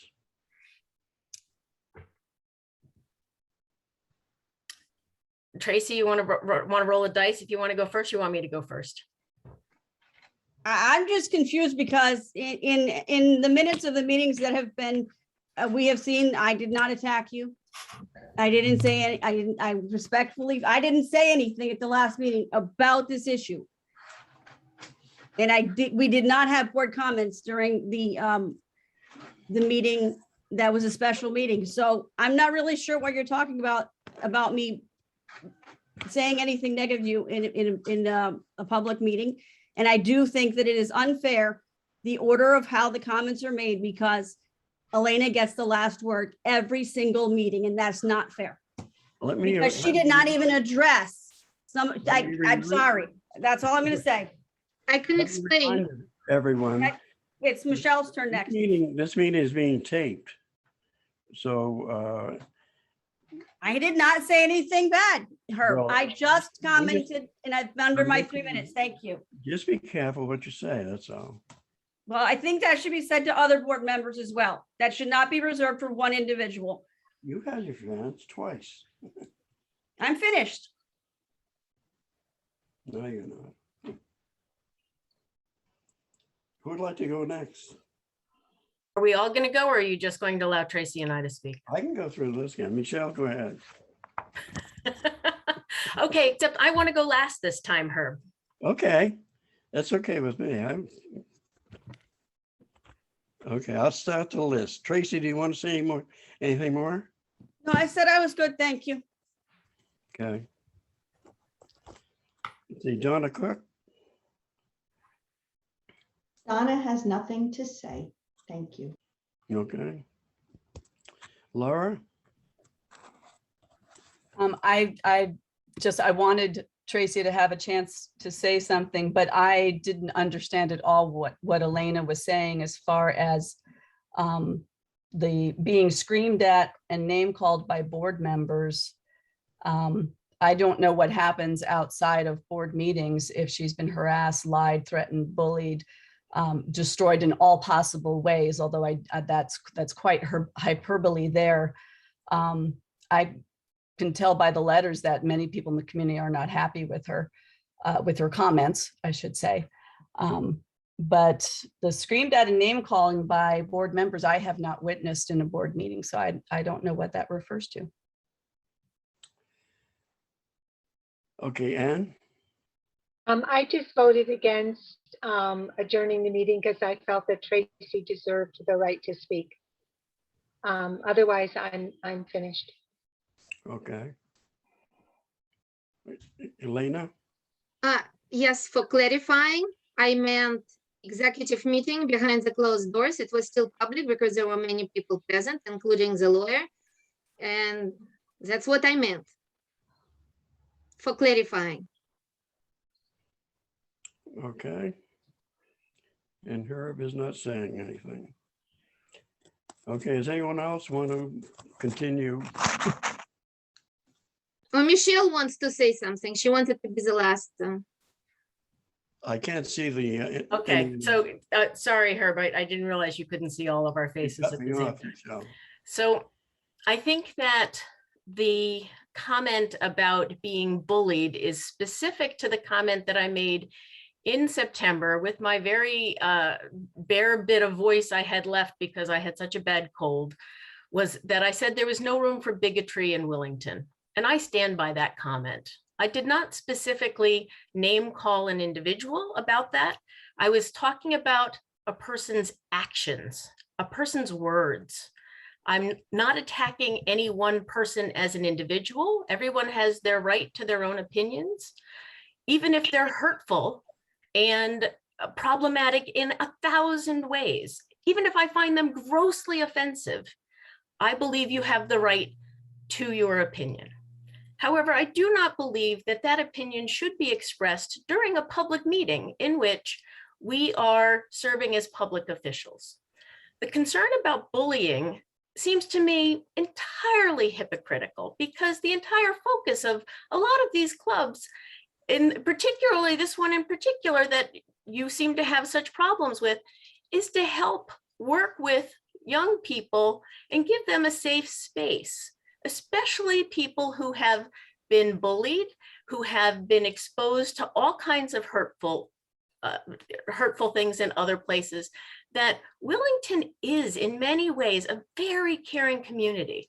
My daughter went all the way through school here, and I couldn't be happier. We moved here because of the schools, and I'm very happy with the education she received here, but especially by the caring community. We always felt like there was someone looking out for us.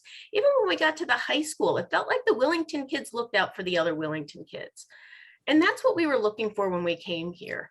And to have another public official on a public meeting go after a support that is essential for a group of people who have such high rates of mental health issues and suicide and depression because of bullying, and for you to flip it on its head and say, oh, I've been bullied because we disagreed with you and you didn't like our tone of voice.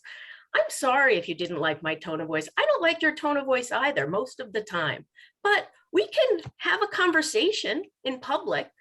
But the only conversation any of us have had with you is on these meetings. It's all taped and anybody can go back and see it.